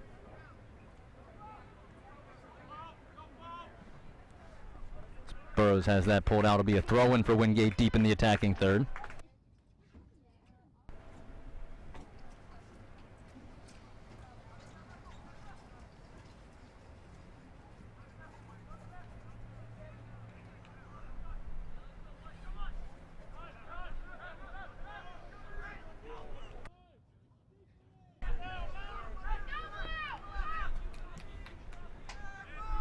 Nelson, as Wingate just satisfied holding possession for now. Ross for Correa. Now Ander ahead for Callum Ross, who has a go. Callum Ross! And he rips it wide for a goal kick. Pretty good look at goal for the all-conference selection. The redshirt sophomore who missed much of last season with a knee injury, but coming on strong for Wingate this year. Come on, Bulldogs! Come on, guys, you got it! Come on, Bulldogs, go! You got it, do it! Shots now 9-5 in favor of LMU. Come on, Wade, pick it up. As Rezic knocks it wide, Abdelaziz.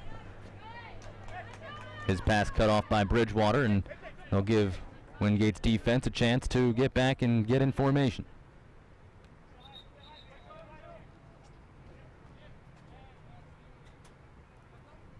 Pablo Yara with 3 saves so far here today. He made 5 in the second half of that 2-1 victory in regulation in the regular season for the Bulldogs.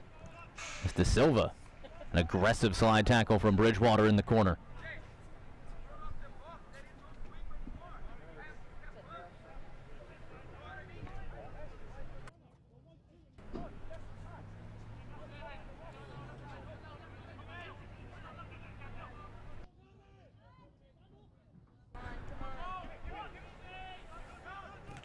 De Silva tries the cross. That's blocked by Fairgrieve, and now a corner kick coming for LMU. And again, those tense moments as another one deflected back out. Wingate conceding another corner.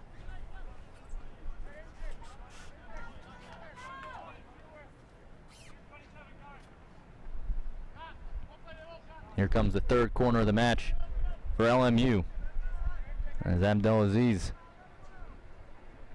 lines it up. Nelson got ahead to clear it away, and then Bridgewater furthers it along. Pedro Villa tried to hold it in, but that gets cleared out.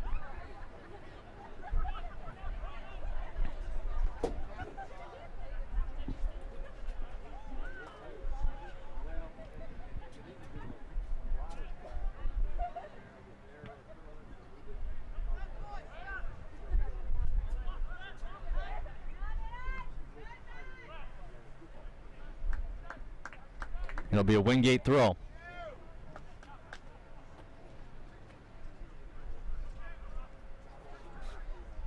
Ross touched it down, but the return pass out of his reach.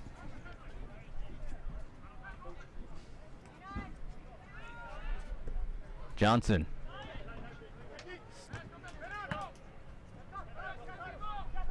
As Fairgrave. Correa for Ander. Ander from well outside and well wide. Well, on that last clear out over towards the bench, one of the LMU reserves went to try to play keeper, and the ball just a little bit too heavy. Looked like George Byrne, the junior who took a spill over there.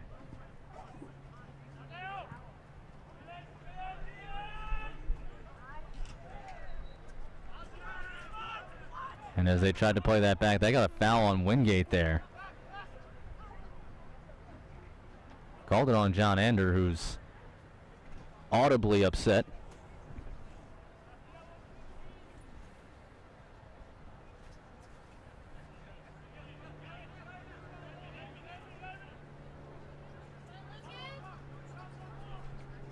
Coro trying to cross up. Fairgrieve takes it to the touchline, plays it back to the middle, and Correa steps back to just dump it out.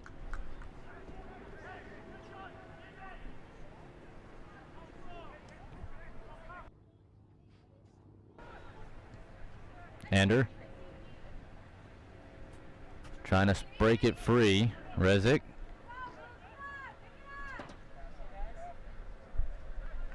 And this will go for Wingate. 21 minutes and some change left here in the second half. The turn by Callum Ross. He overran it. Rezic, he's bumped from behind by Spielman. Ref lets it go. Mark Buda says play on.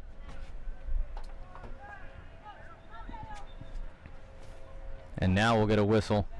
I don't know if he's got something wrong with his whistle or what, but it's really tough to hear up here when he blows it. Heard somebody tell him earlier, blow your whistle louder, we can't hear it. And if they can't hear it on the field, I don't know how we're going to hear it up here. But that was just a Wingate throw. Nobody saw it go out. So the play continued, and Buda had to stop it.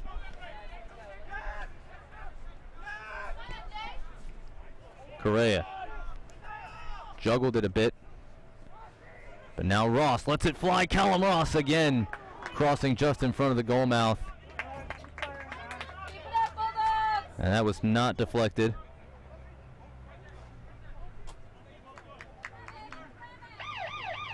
And before the goal kick, LMU will make a couple more substitutions. Yinka Lal is going to come back into the match, and I commented on it in the first half, how the tone kind of changed when he entered. Wingate was up 3-0 in shots. You get a look at Gary Hamill and that Wingate bench. But Wingate was up 3-0 in shots, still scoreless, but once Lal came in, the shots started coming from the LMU side. As Buda's now having a conversation with Spielman and Ross. It was the two of them that came together with no call just a moment ago. So perhaps the continuation of that forced Mark Buda to step in and clear things out, and those two jostling for the ball right away. Spielman takes it from Ross. Chips it over the top. Lal trying to make a run, but that'll bounce out of play.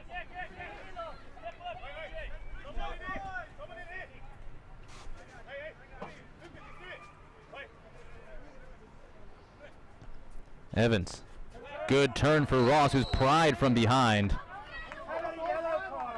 Coro with two hands up around the shoulders of Callum Ross.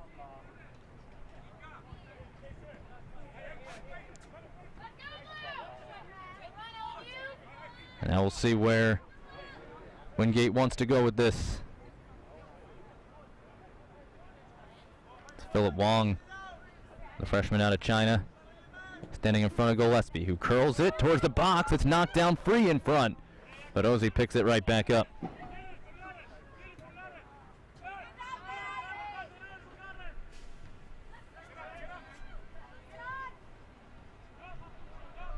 Burrows turns.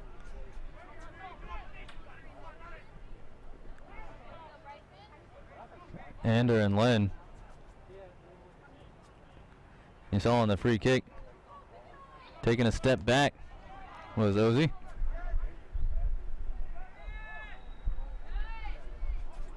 Hard collision, and yeah, there was a foul called. Coro slow to get up.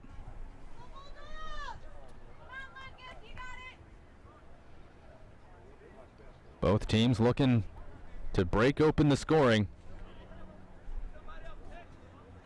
As we cross into the 4 o'clock hour here in Rock Hill, South Carolina.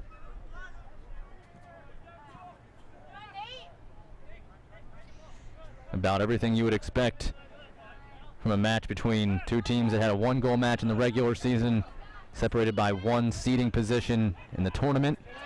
As now here's an opportunity stepping in by Sheriff. but that's erased rather quickly as soon as it got to a dangerous area.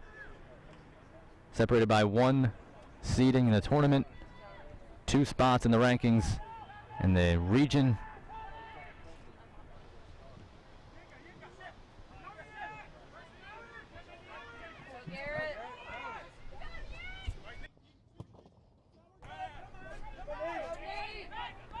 Is Evans into the corner on Abdelaziz, crosses over, inching towards the box. He's bumped, keeps his feet, taking on 2 defenders, finally run off, and that rolled out. That should be a corner kick, and it is. The freshman battling 2 defenders. It was the sophomore Abdelaziz and the sophomore Spielman, and Wingate gets a set piece out of it. Fairgrieve with Evans right in front of the net, everybody else bunched at the top of the box.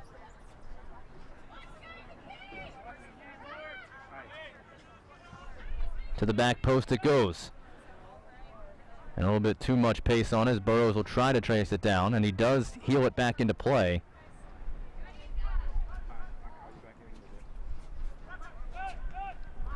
Important block there from Correa as Lal tried to start forward. Quarter hour remaining. Fairgrieve.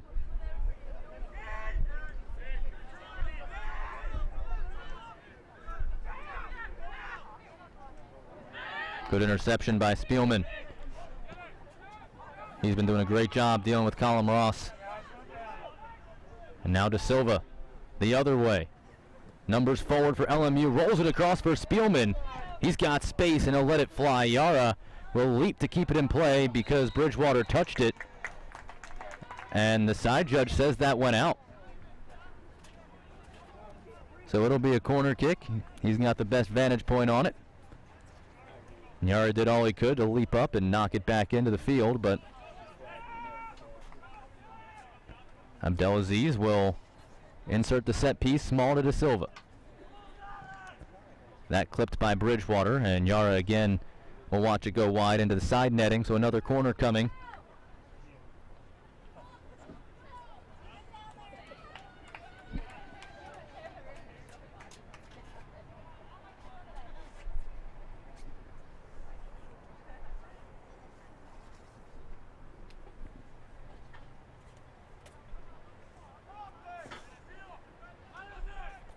Abdelaziz floats it to the post.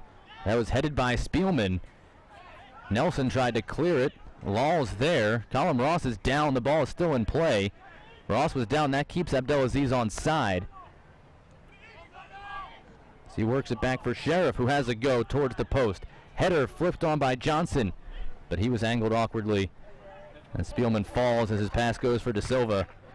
And he slips. So does possession from LMU's grasp. And Wingate will get a couple of key players back. All-conference Axel Jewell and Charlie Machel both return. So fresh legs in the attacking positions for Wingate here with 13.5 minutes left to play in regulation. Don't forget, coming up next on the SAC Digital Network, Anderson Trojans and Carson Newman Eagles in the 5 versus 1 matchup on the women's side. Semifinal number 1 of our evening session. We continue here, wrapping up the men's portion right now. Queens Royals in the finals. Who will join them? De Silva, short hops Yara, that pops free. Emergency scramble from Nelson. And as that clears away, we got to stop it from the referee here. And it's offside. Called against Law. And Alex Nelson, who had to hurry back, now stretching out those calves as he gets back to his feet. It's been a physical match. The defense has been asked to do a lot on both sides.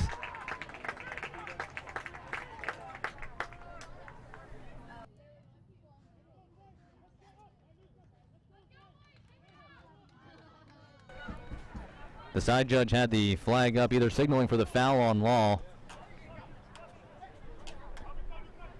or he was offside. Because the keeper played it, you'd imagine it was a foul.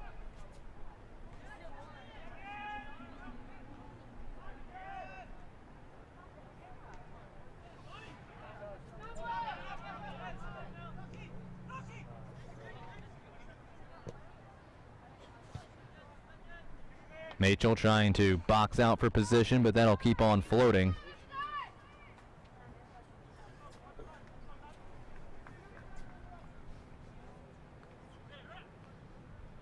Gillespie. Jewell and Machel overlap. The two just checked in together, and then that pass from Ross needed to have some pace, but too much to get by Gadsby there.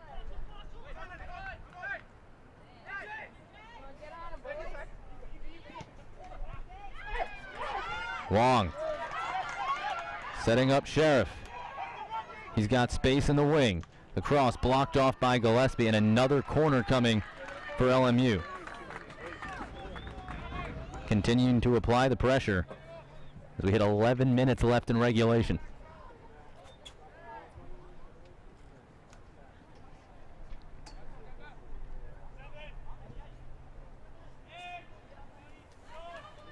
It'll be Abdelaziz again, and again they go with the roller. This time De Silva's got room in the box. He waits, circles. De Silva slides it across. Johnson wasn't ready. Here's a go. And that's high from Sheriff.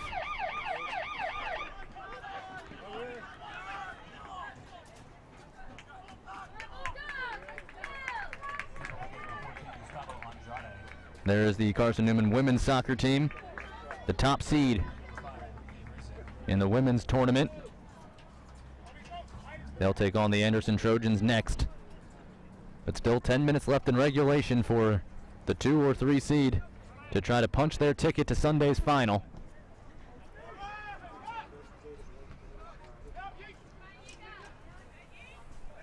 Law flipped it forward, but Long trying to control, and Anderson on the practice field behind us, going through their pregame preparation. Go Andrade, good move. And it was a foul called on Andrade. Abdelaziz got a lot of air after that contact.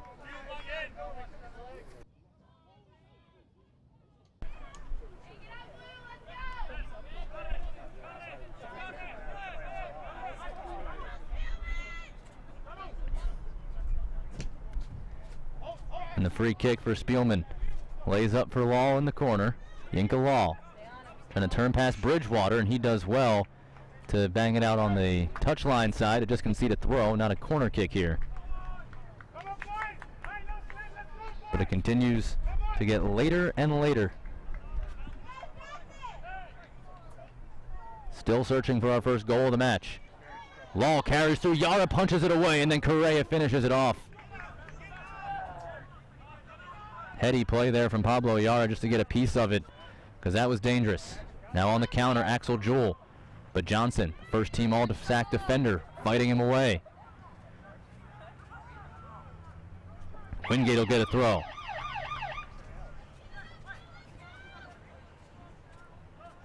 Gu Andrade was trying to make a run down the touchline and got cut off by Abdelaziz.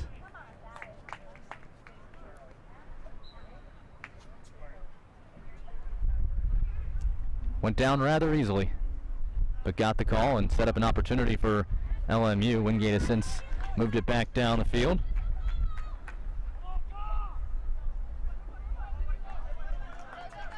De Silva puts on the afterburners. Nelson stride for stride with him. Burrows comes over to help defend, and then Nelson with a sliding tackle. Alex Nelson has been huge for Wingate in that central back roll today. It's really been fun to watch he and on the other side, Nathaniel Johnson do some really nice work helping out their keepers. This slips through for Jewell. He's bumped down from Spielman, and there will be the foul called. As Jewell gets bumped down from behind. And Wingate will have a really good look here from just outside the box. John Ander, the league leader in goals, really dangerous from this spot. Doesn't look like he'll be the one to take it. It's Gadsby who's lined up on the ball here. Ander measuring it up, though. He's making his way over.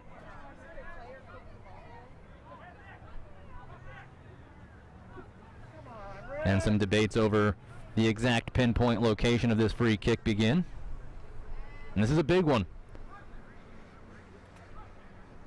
The referee's got it right where he likes it now. It's Gadsby and Ander on the ball. Ander a bit hobbled as he walks away. Perhaps the reason why Sean Gadsby's taking this free kick from just outside the 18 box.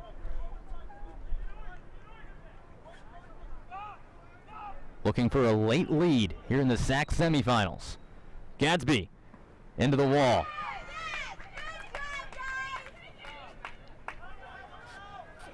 Wong will just calmly watch this roll across for an LMU throw after Burrows tried to send it back into the corner. And there's Gadsby. And the reaction after he watched it bang right into the wall.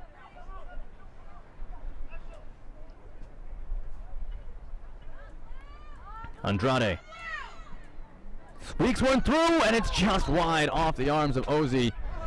It'll be a corner kick for Wingate.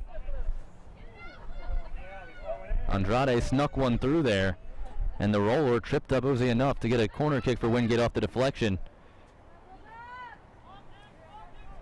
We just got a piece of that, too. Here's Ander. Left-footed insert to the box. Ozzy punches it away. Gadsby will just have a go. Jewell flips it on, and then cleared out from in front of the net.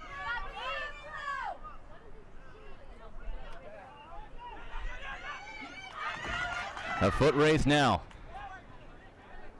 Sheriff tried to throw it to De Silva. It was blocked.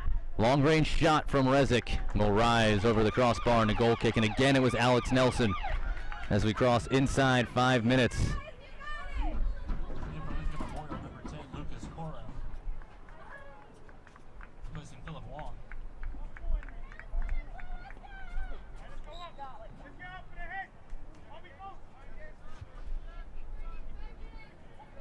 Let's go Bulldogs!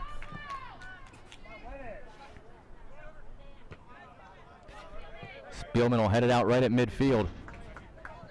Let's go, guys!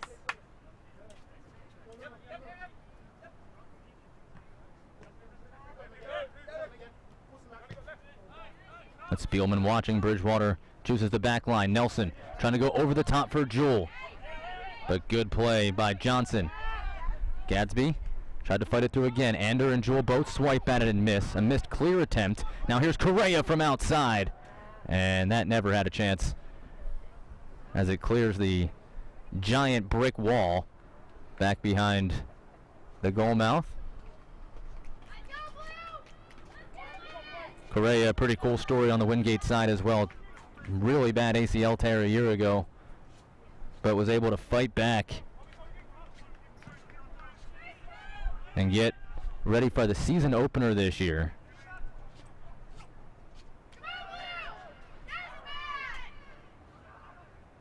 Gaona for Burrows.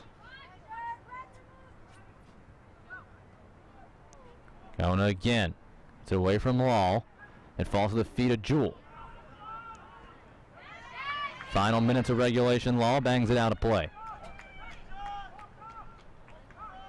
Gaona flips it.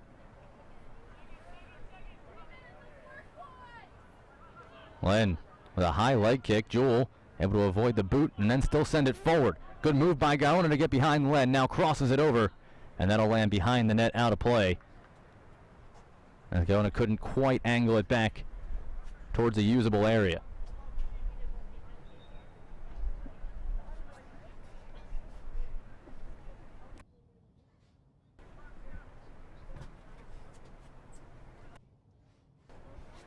As they halt play here for a shaken up rail splitter. It's Coro who was slow to his feet.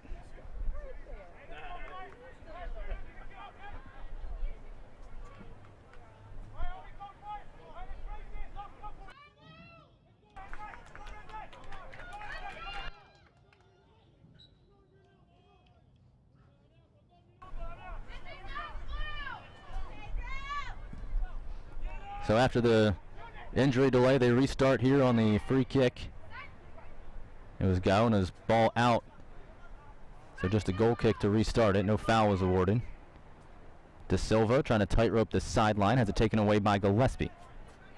Gaona trying to turn through. Referee says it's Wingate ball.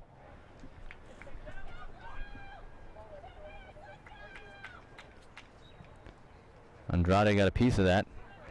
And then a foul call on LMU as Andrade was bumped in the back.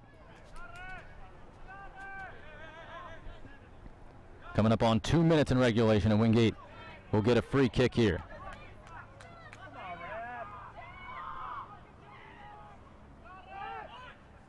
As Gillespie eyes up potential opportunities, the sun peeks through.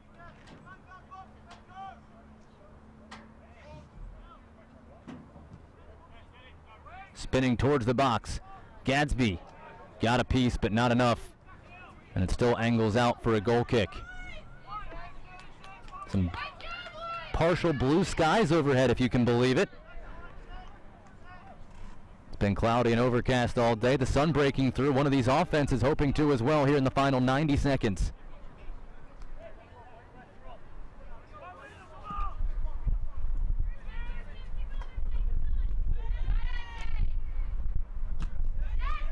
That clipped off the hand of Rezic, but his hand was by his side. Jewell pulled down from behind. It's an easy call. Spielman will take the foul.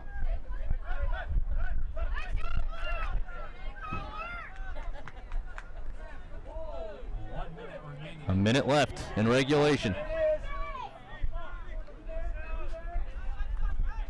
Gillespie eyes the box. He's got a strong foot. Rifles it from this distance. And Rosie rises. Goes on a quick throw to Rezic. Correa cuts it off.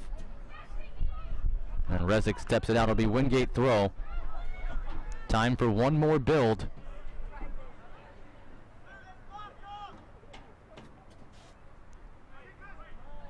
As Lal pulled it away. Nelson steps it forward for Andrade. 20 seconds left. Bridgewater. Off the back of Sheriff. Correa chips it over. Flags up for offside on Jewell. As they pause it for the offside restart, that'll be enough to force the final seconds and regulation to come to an end. We are scoreless here from Rock Hill, South Carolina. A defensive struggle through 90 minutes. Both teams trying to find a way to crack the stout defensive lines that have been really impressive. Shots narrowly in favor of LMU, 13-11. 4 shots on goal for the Rail Splitters, 3 for the Bulldogs. Corners as even as it gets as well. Fouls were just separated by 3. What a evenly matched spread this has been through 90 minutes. And now we'll see how things shake out in Golden Goal. We got a couple minutes, and when we come back, we'll have 2 10-minute periods of Golden Goal overtime, or will we have the second straight semifinal go to penalty kicks? Don't go anywhere. You're watching South Atlantic Conference semifinal action here on the SAC Digital Network.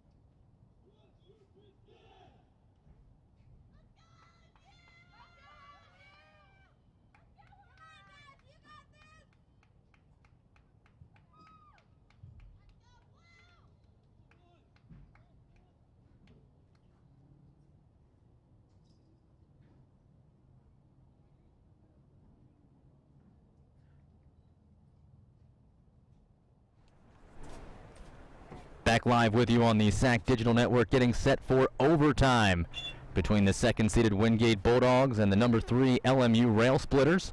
Ryan Brown, your producer today. Trey Harrell and TJ Harrell on the crew as well. My name's Jake Levy. Through 90 minutes, neither side has been able to solve the other. And now we head to golden goal overtime. Illidiana, Gary Hamill trying to find a way to move on to Sunday against Queens. They won a penalty kick shootout after a 3-3 draw.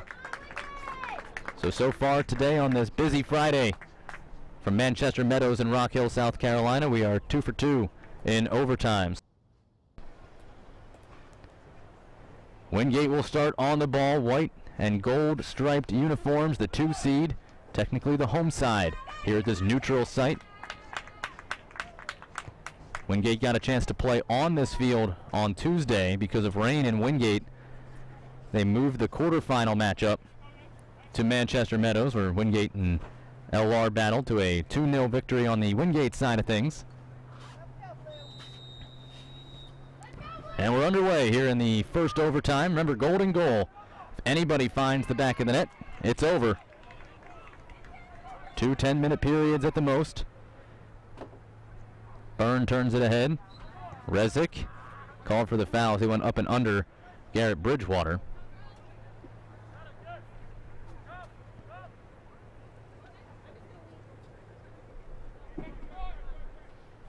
The lights have cut on here at Manchester Meadows as we near the back half of the 4 o'clock hour, and of course with daylight savings time coming to a close just last weekend, that sun disappears rather quickly at this time of night. But the sun has made its first appearance of the day here in the last 10-15 minutes after a cloudy, rainy start to the day. Gaona tried to turn this inside. Spielman blocked it off. This pinballs towards Colum Ross. Correa called him off and then waited for Ross to play it. So a little miscommunication, but Wingate still holds possession. Nelson, who's had an excellent match in that center back role. Bridgewater can't keep it away from Sheriff. Wingate holding possession. They started it to begin this 10-minute period. Haven't relinquished it in the minute and a half that's gone by. John Ander had that blocked by Spielman. Correa will send it wide for Cam Burrows. Len couldn't keep it away from him. Burrows fought off in the corner. Sends it back for Correa. He gets some space. Len able to take it off his foot. And that was not deflected despite Len's best appeal. And Wingate will get the throw.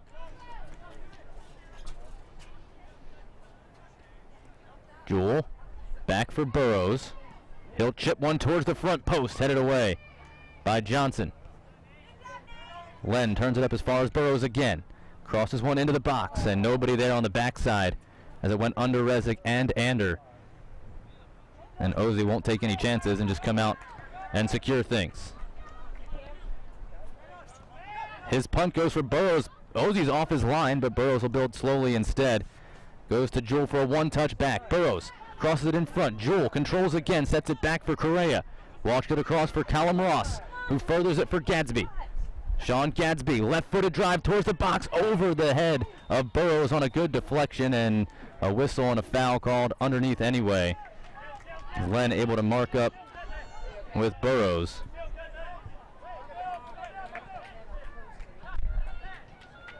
Watch the chance here. Spielman got his head on it, and that had Cam Burrows' forehead written all over it. Come on, ref. Come on. Who's back at the goal now?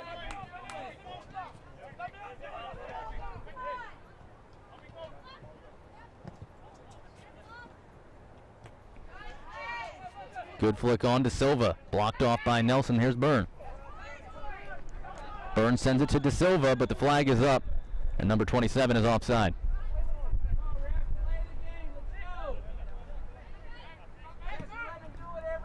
Gillespie for Jewel, who steps it down and will backtrack with Gaona. Damian Gaona takes it. Jewel. Good reversal. But Rezic there to block it away. So Wingate will get a throw. Burrows, who's done well here in the early goings of this overtime. Gillespie. Hoping for Gadsby. In the end, it will get to him as he steps it back to Bridgewater. Rezic, good interception. But again, LMU unable to build possession. So Wingate takes it right back. Correa in for Gadsby. One touch on past Jewel, who wasn't ready for it. And the flag was down. Anderson, Carson Newman, supposed to come in a half hour. The teams are guaranteed 15 minutes on the field as Yara comes out and just deposits this into the LMU bench. And that's the Wingate bench.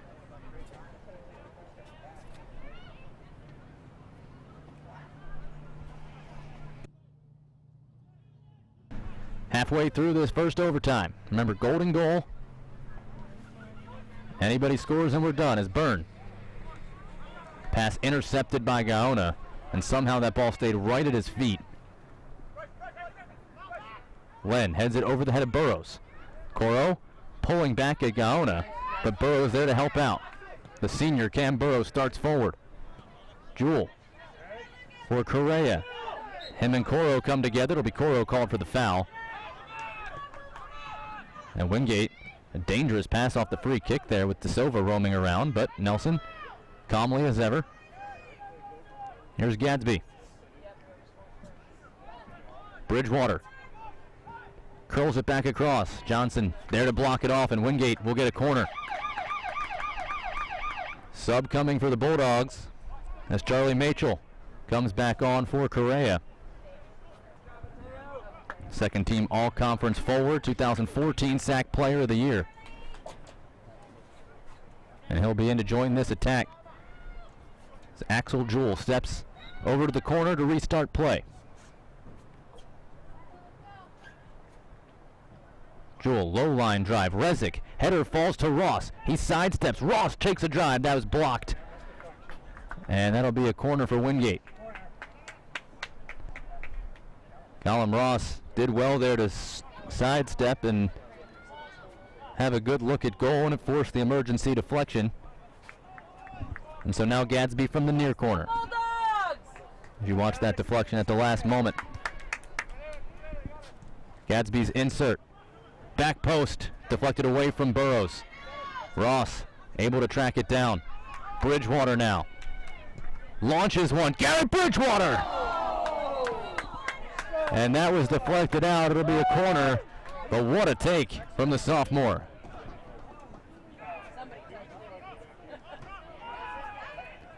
So Gadsby again. Headed away as far as Jewell. Jewell turns it back towards the box. Bridgewater escorts it to Jewell.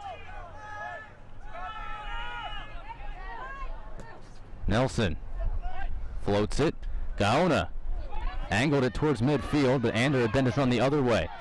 Gillespie there to rescue possession as he was elbowed in the side. He's slow to get up, limping back towards the back line. This across and over everybody's head. Gillespie in a ton of pain as he comes back to midfield. And Len will just deposit this out for a Wingate throw. Just over 2 minutes remaining here in the first overtime. Jewell. Wide for Burrows. He curls it towards the back post. And Ozzie will just watch that roll across and out of the 18, so he'll pick it back up as soon as he walks it back in. John Ander watching him. This first overtime so far, all Wingate. They started on possession, really haven't relinquished it. And now a chance for LMU to build. This is dangerous. Gillespie heads it back to Yara. And Gillespie, who's in visible pain, one-on-one with De Silva, who's been making some really good runs today. And when Gillespie had to, he did. Machel back for Burrows. Gillespie now. blocked off by Abdelaziz. 75 seconds left.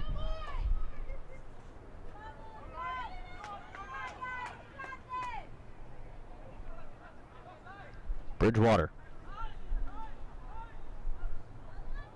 1 minute remaining. Bergaona. First overtime. Ander 1 minute. stepping inside. Johnson fell down as Nelson just clears that Take it down. right back for Burrows. Clear it down. Burrows, plenty of space, rolls it for Jewell. He and Gaona overlap. Neither of them take the ball.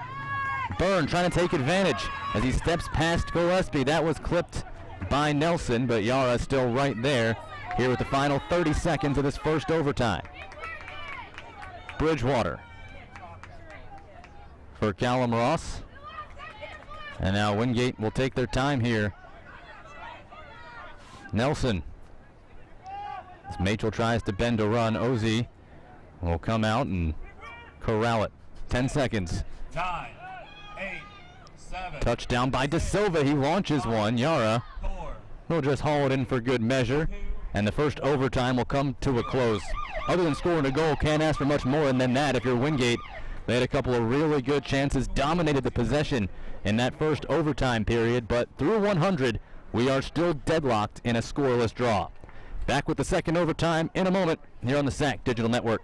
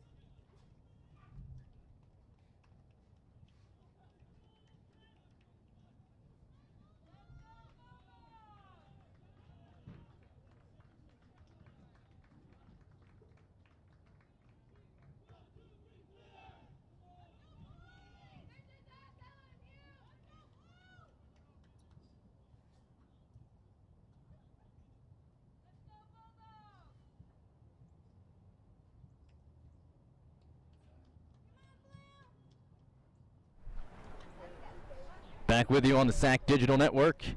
Number 2 and 3 seeds scoreless through 100 minutes.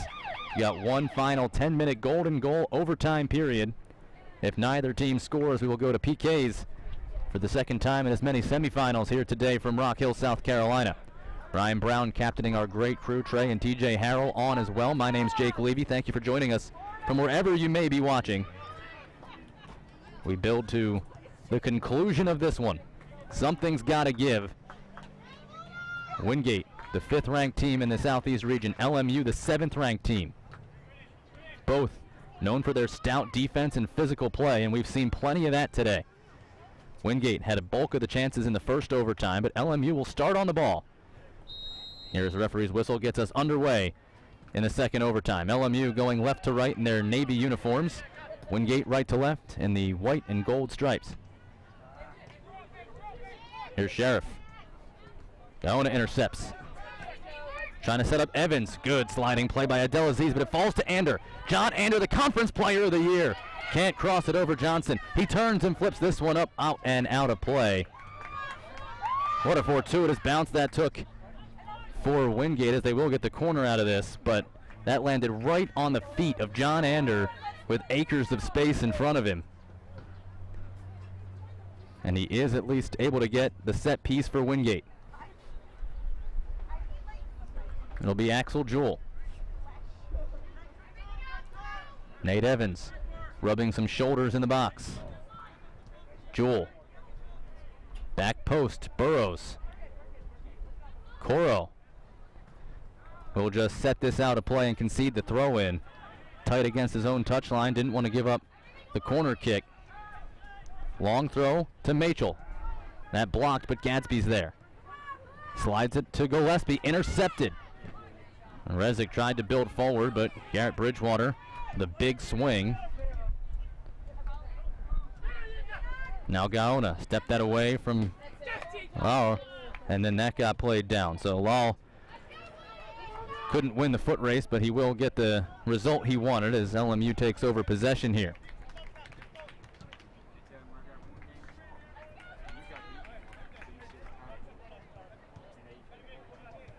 Uzi.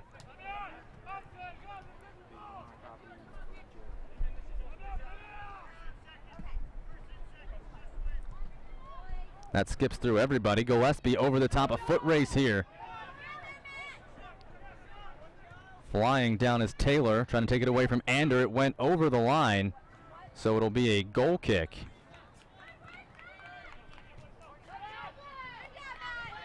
LMU had won the possession anyway, but side judge puts the flag up and will let LMU get the free restart. A couple of minutes gone by here in this second overtime.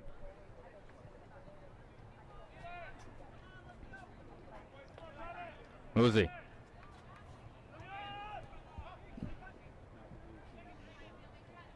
Gaona secures it for Nelson. Evans bumped down, and the ref did blow the whistle. That's a foul. So Wingate will get another forward attacking chance here on a set piece.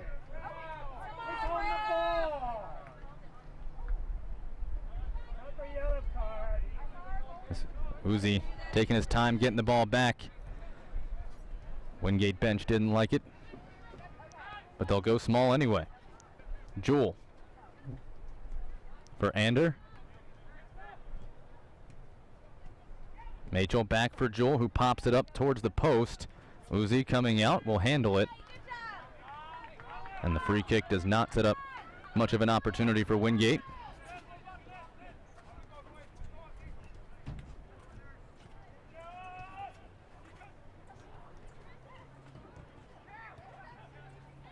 Burrows outside for Machel. Good run from Axel Jewell. That was a pretty good ball as well. And then Axel collides hard with Uzi, who's a much bigger frame, and Jewell slow to get up. That one certainly didn't feel good, and they're going to stop the clock for Axel here as LMU runs it out of play.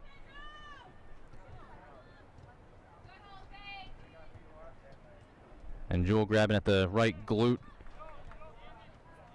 towards hamstring area. And that'll force a sub as you watch. It was a good ball from Machel. Oh, watch that knee go right in the backside of Axel Jewell. That left knee protruded and really just got sandwiched. They tend to him on the sideline. Wingate will drop and send it back to LMU. 6 minutes left.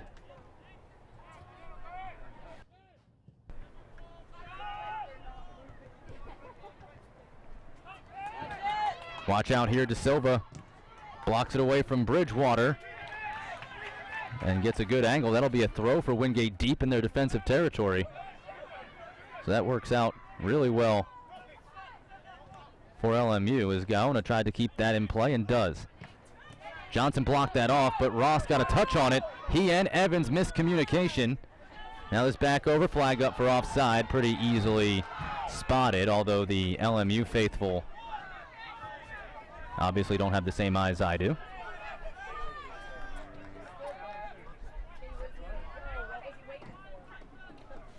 Machel from midfield. Evans with good speed, but can't get a position on Johnson to get a deflection. 5 minutes left. We're halfway through this second overtime. Golden goal rules. If no one scores, we've got PKs coming up next.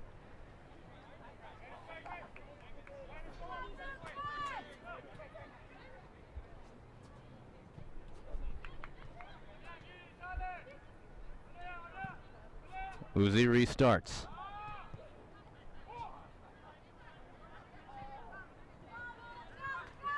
Ross, one touch over everybody's head. And then that gets clipped out by Taylor. And Wingate will get a throw in the attacking third. Ross couldn't out-jump Spielman. That's been a battle all afternoon. Number 4 in white versus number 15 in navy.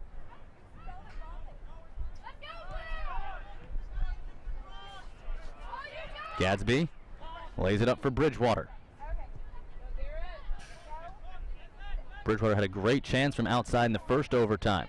Trying to stutter step past Abdelaziz. And that'll just run out for a throw-in.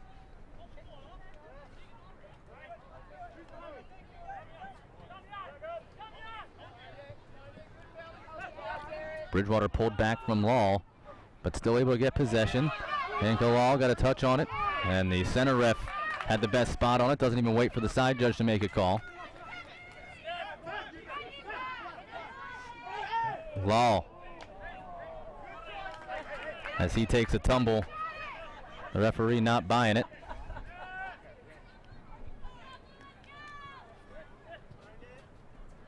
Spielman had that go under his leg. It falls to Ross. Colin Ross chips it across to the top of the box. And then a foul called as Evans was tripped up away from the play. To see if we can watch what happened there again.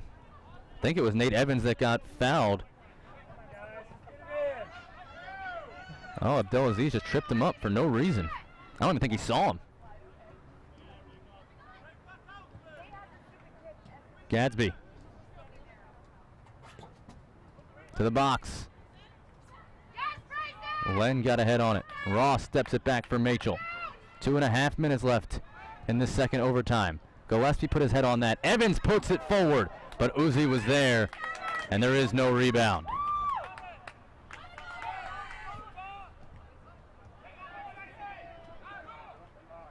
Gaona able to flick it forward.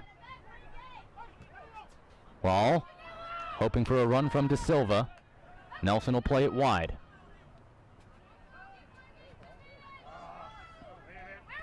Heavy control there from Ross.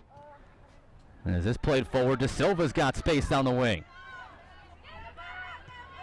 Danilo De Silva trying to cross it back up, but that was blocked off. And it'll be Wingate possession. Watch how close this was. Evans got a touch on it, and oh, the goalie was jumping, and his foot was just dangling enough. Nate Evans didn't put a lot of pace on it, but very nearly snuck in the game winner. Flags up, that throw-in went out. So it'll be LMU's ball here. 75 seconds left, separating this match from penalty kicks. Len looking for a place to insert. It's Spielman from outside. For Len in the corner. 1 minute left. Len crosses in front and then drives it into the side netting. A goal kick coming for Wingate. Wingate's been the more aggressive team in this overtime. As Yara restarts. Ross, as he collides with Taylor. He looked a little shell-shocked after that collision, but Wingate will get the throw. 30 seconds left. Gaona back to Machel. Couldn't feed it and fight through Rezic. Bridgewater drives one. That's blocked off by Coro. Gadsby turns it back to midfield, but Spielman's there for an interception. He chips it over the top. A foot race now, but Nelson as always, in great position. And we hit the final 10 seconds of overtime. 7, 6. Launch downfield, maybe one last shot as Evans turns, tries to get one away. Evans, it's saved right at the horn, and that'll do it. So we have come through 110 minutes, and we are scoreless heading to penalty kicks. The 3-seed LMU, the 2nd-seeded Wingate Bulldogs, play to a scoreless draw in the SAC semifinals. So we'll see how that impacts the regional rankings. But now, to determine who will go on to the SAC Tournament Championship, we'll see penalty kicks coming up next on the SAC Digital Network.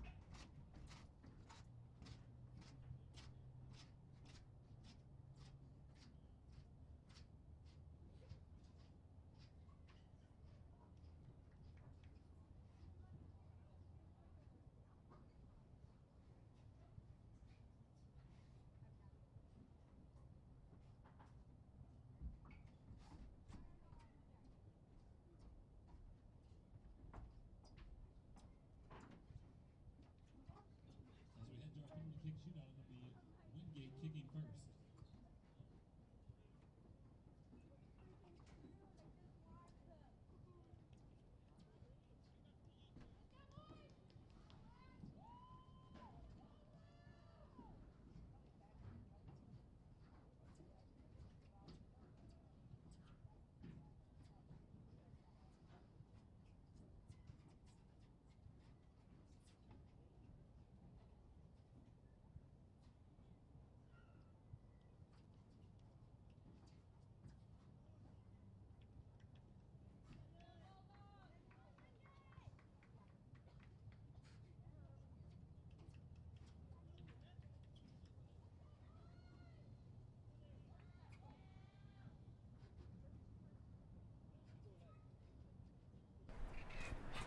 Welcome back on the SAC Digital Network. Second penalty kicks in as many semifinals today. After Queens advanced on penalty kicks to upset the #1 seed in the tournament, Carson Newman, to get the afternoon started. The 2nd-seeded Wingate Bulldogs and 3rd-seeded LMU Rail Splitters headed to PKs after 110 minutes of scoreless action. It was, through 90 minutes, about as even as you could possibly imagine. And how about this through 110? 13 shots for both sides. 4 shots on goal for both sides, so obviously 4 saves on either side. The foul count, LMU was called for 6 more than Wingate, but Wingate was booked. Corners were slight edge to Wingate, 9-6. But it was an evenly matched one. Now it's going to be up to those two, Uzi and Yara. And how about this for the freshman of the year? The first team all-conference goalkeeper, Pablo Yara, who just pitched his 9th shutout of the year. And now we'll see him put to the test. Wingate will shoot first here in these penalty kicks. So Uzi, both starting goalkeepers staying in this match. In the morning affair, we saw both sub goalkeepers start as goalkeeper in the penalty kick round.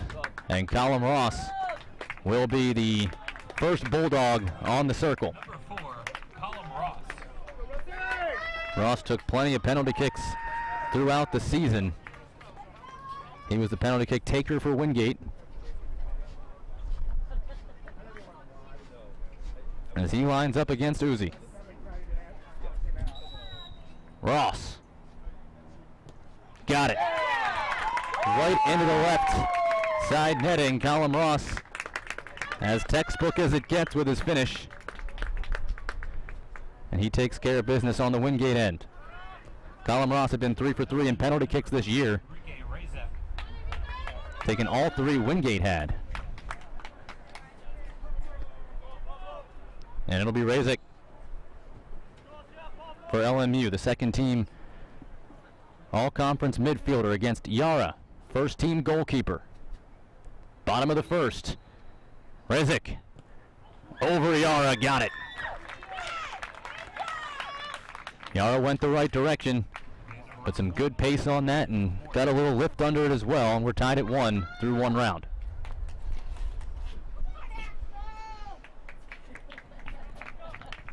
Tense moments as Axel Jewell takes the long walk to the circle.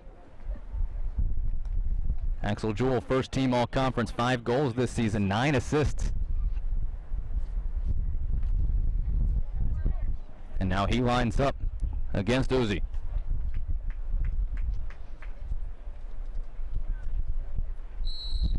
Jewell for the lead. Drilled it.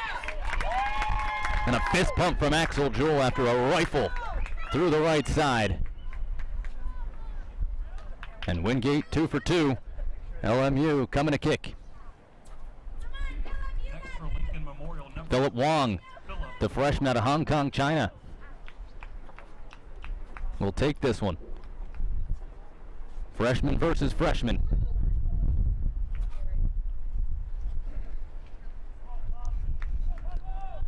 Wong sets it on the dot. Wong to tie it up. Yara got it! The freshman of the year squeezes it, and Wingate holds a 2-1 lead through 2 rounds.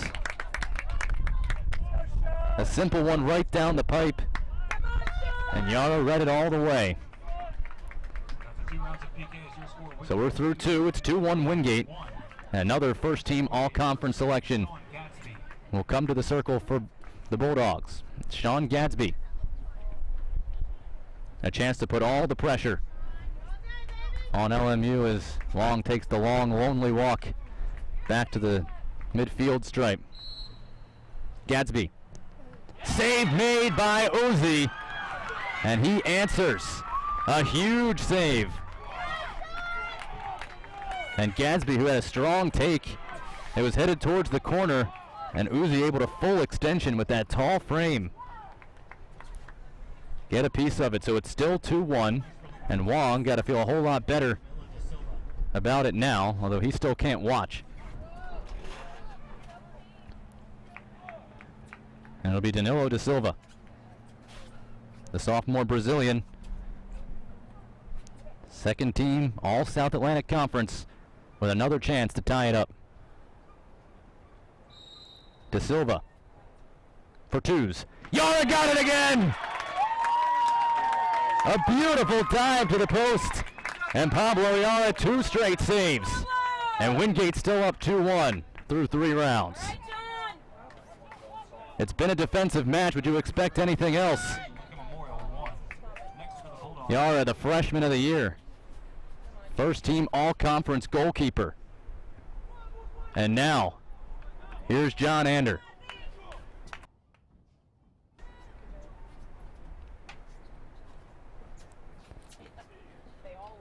Ander to put Wingate up 2.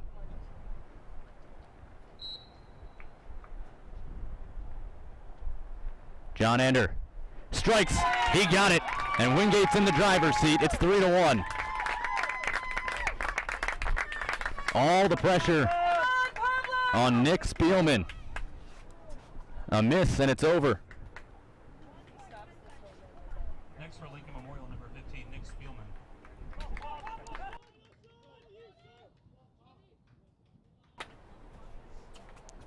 There you see where we stand. Wingate up 3-1. Spielman to try to keep it alive for LMU. for the match. Spielman missed it wide right. The Bulldogs are headed to the finals. Wingate advances on penalty kicks, and Wingate, with 2 excellent saves from Pablo Yara, finishes it up with the miss. And Pablo Yara delaying the celebration to go shake the hand of Spielman first. And Yara, the emotion riding high. What a finish. And Wingate on to the finals for the South Atlantic Conference Tournament Championship. Both go to PKs on the men's side of things. It was certainly tight. A 3-3 draw in the first one saw the Queens Royals upset the Carson Newman Eagles. And Wingate, after a scoreless draw, able to edge out LMU in penalty kicks. Pablo Yara, the hero in PKs. It was Alex Nelson in that back line who was excellent as well. But Pablo Yara, with all eyes on the freshman of the year, the first team all-conference goalkeeper, he kept Wingate in the tournament, able to watch this one go wide and cause the disruption. The Bulldogs are headed on to Sunday. We thank you so much for joining us here on the SAC Digital Network. For Ryan Brown and our whole great crew, this is Jake Levy saying so long from Manchester Meadows.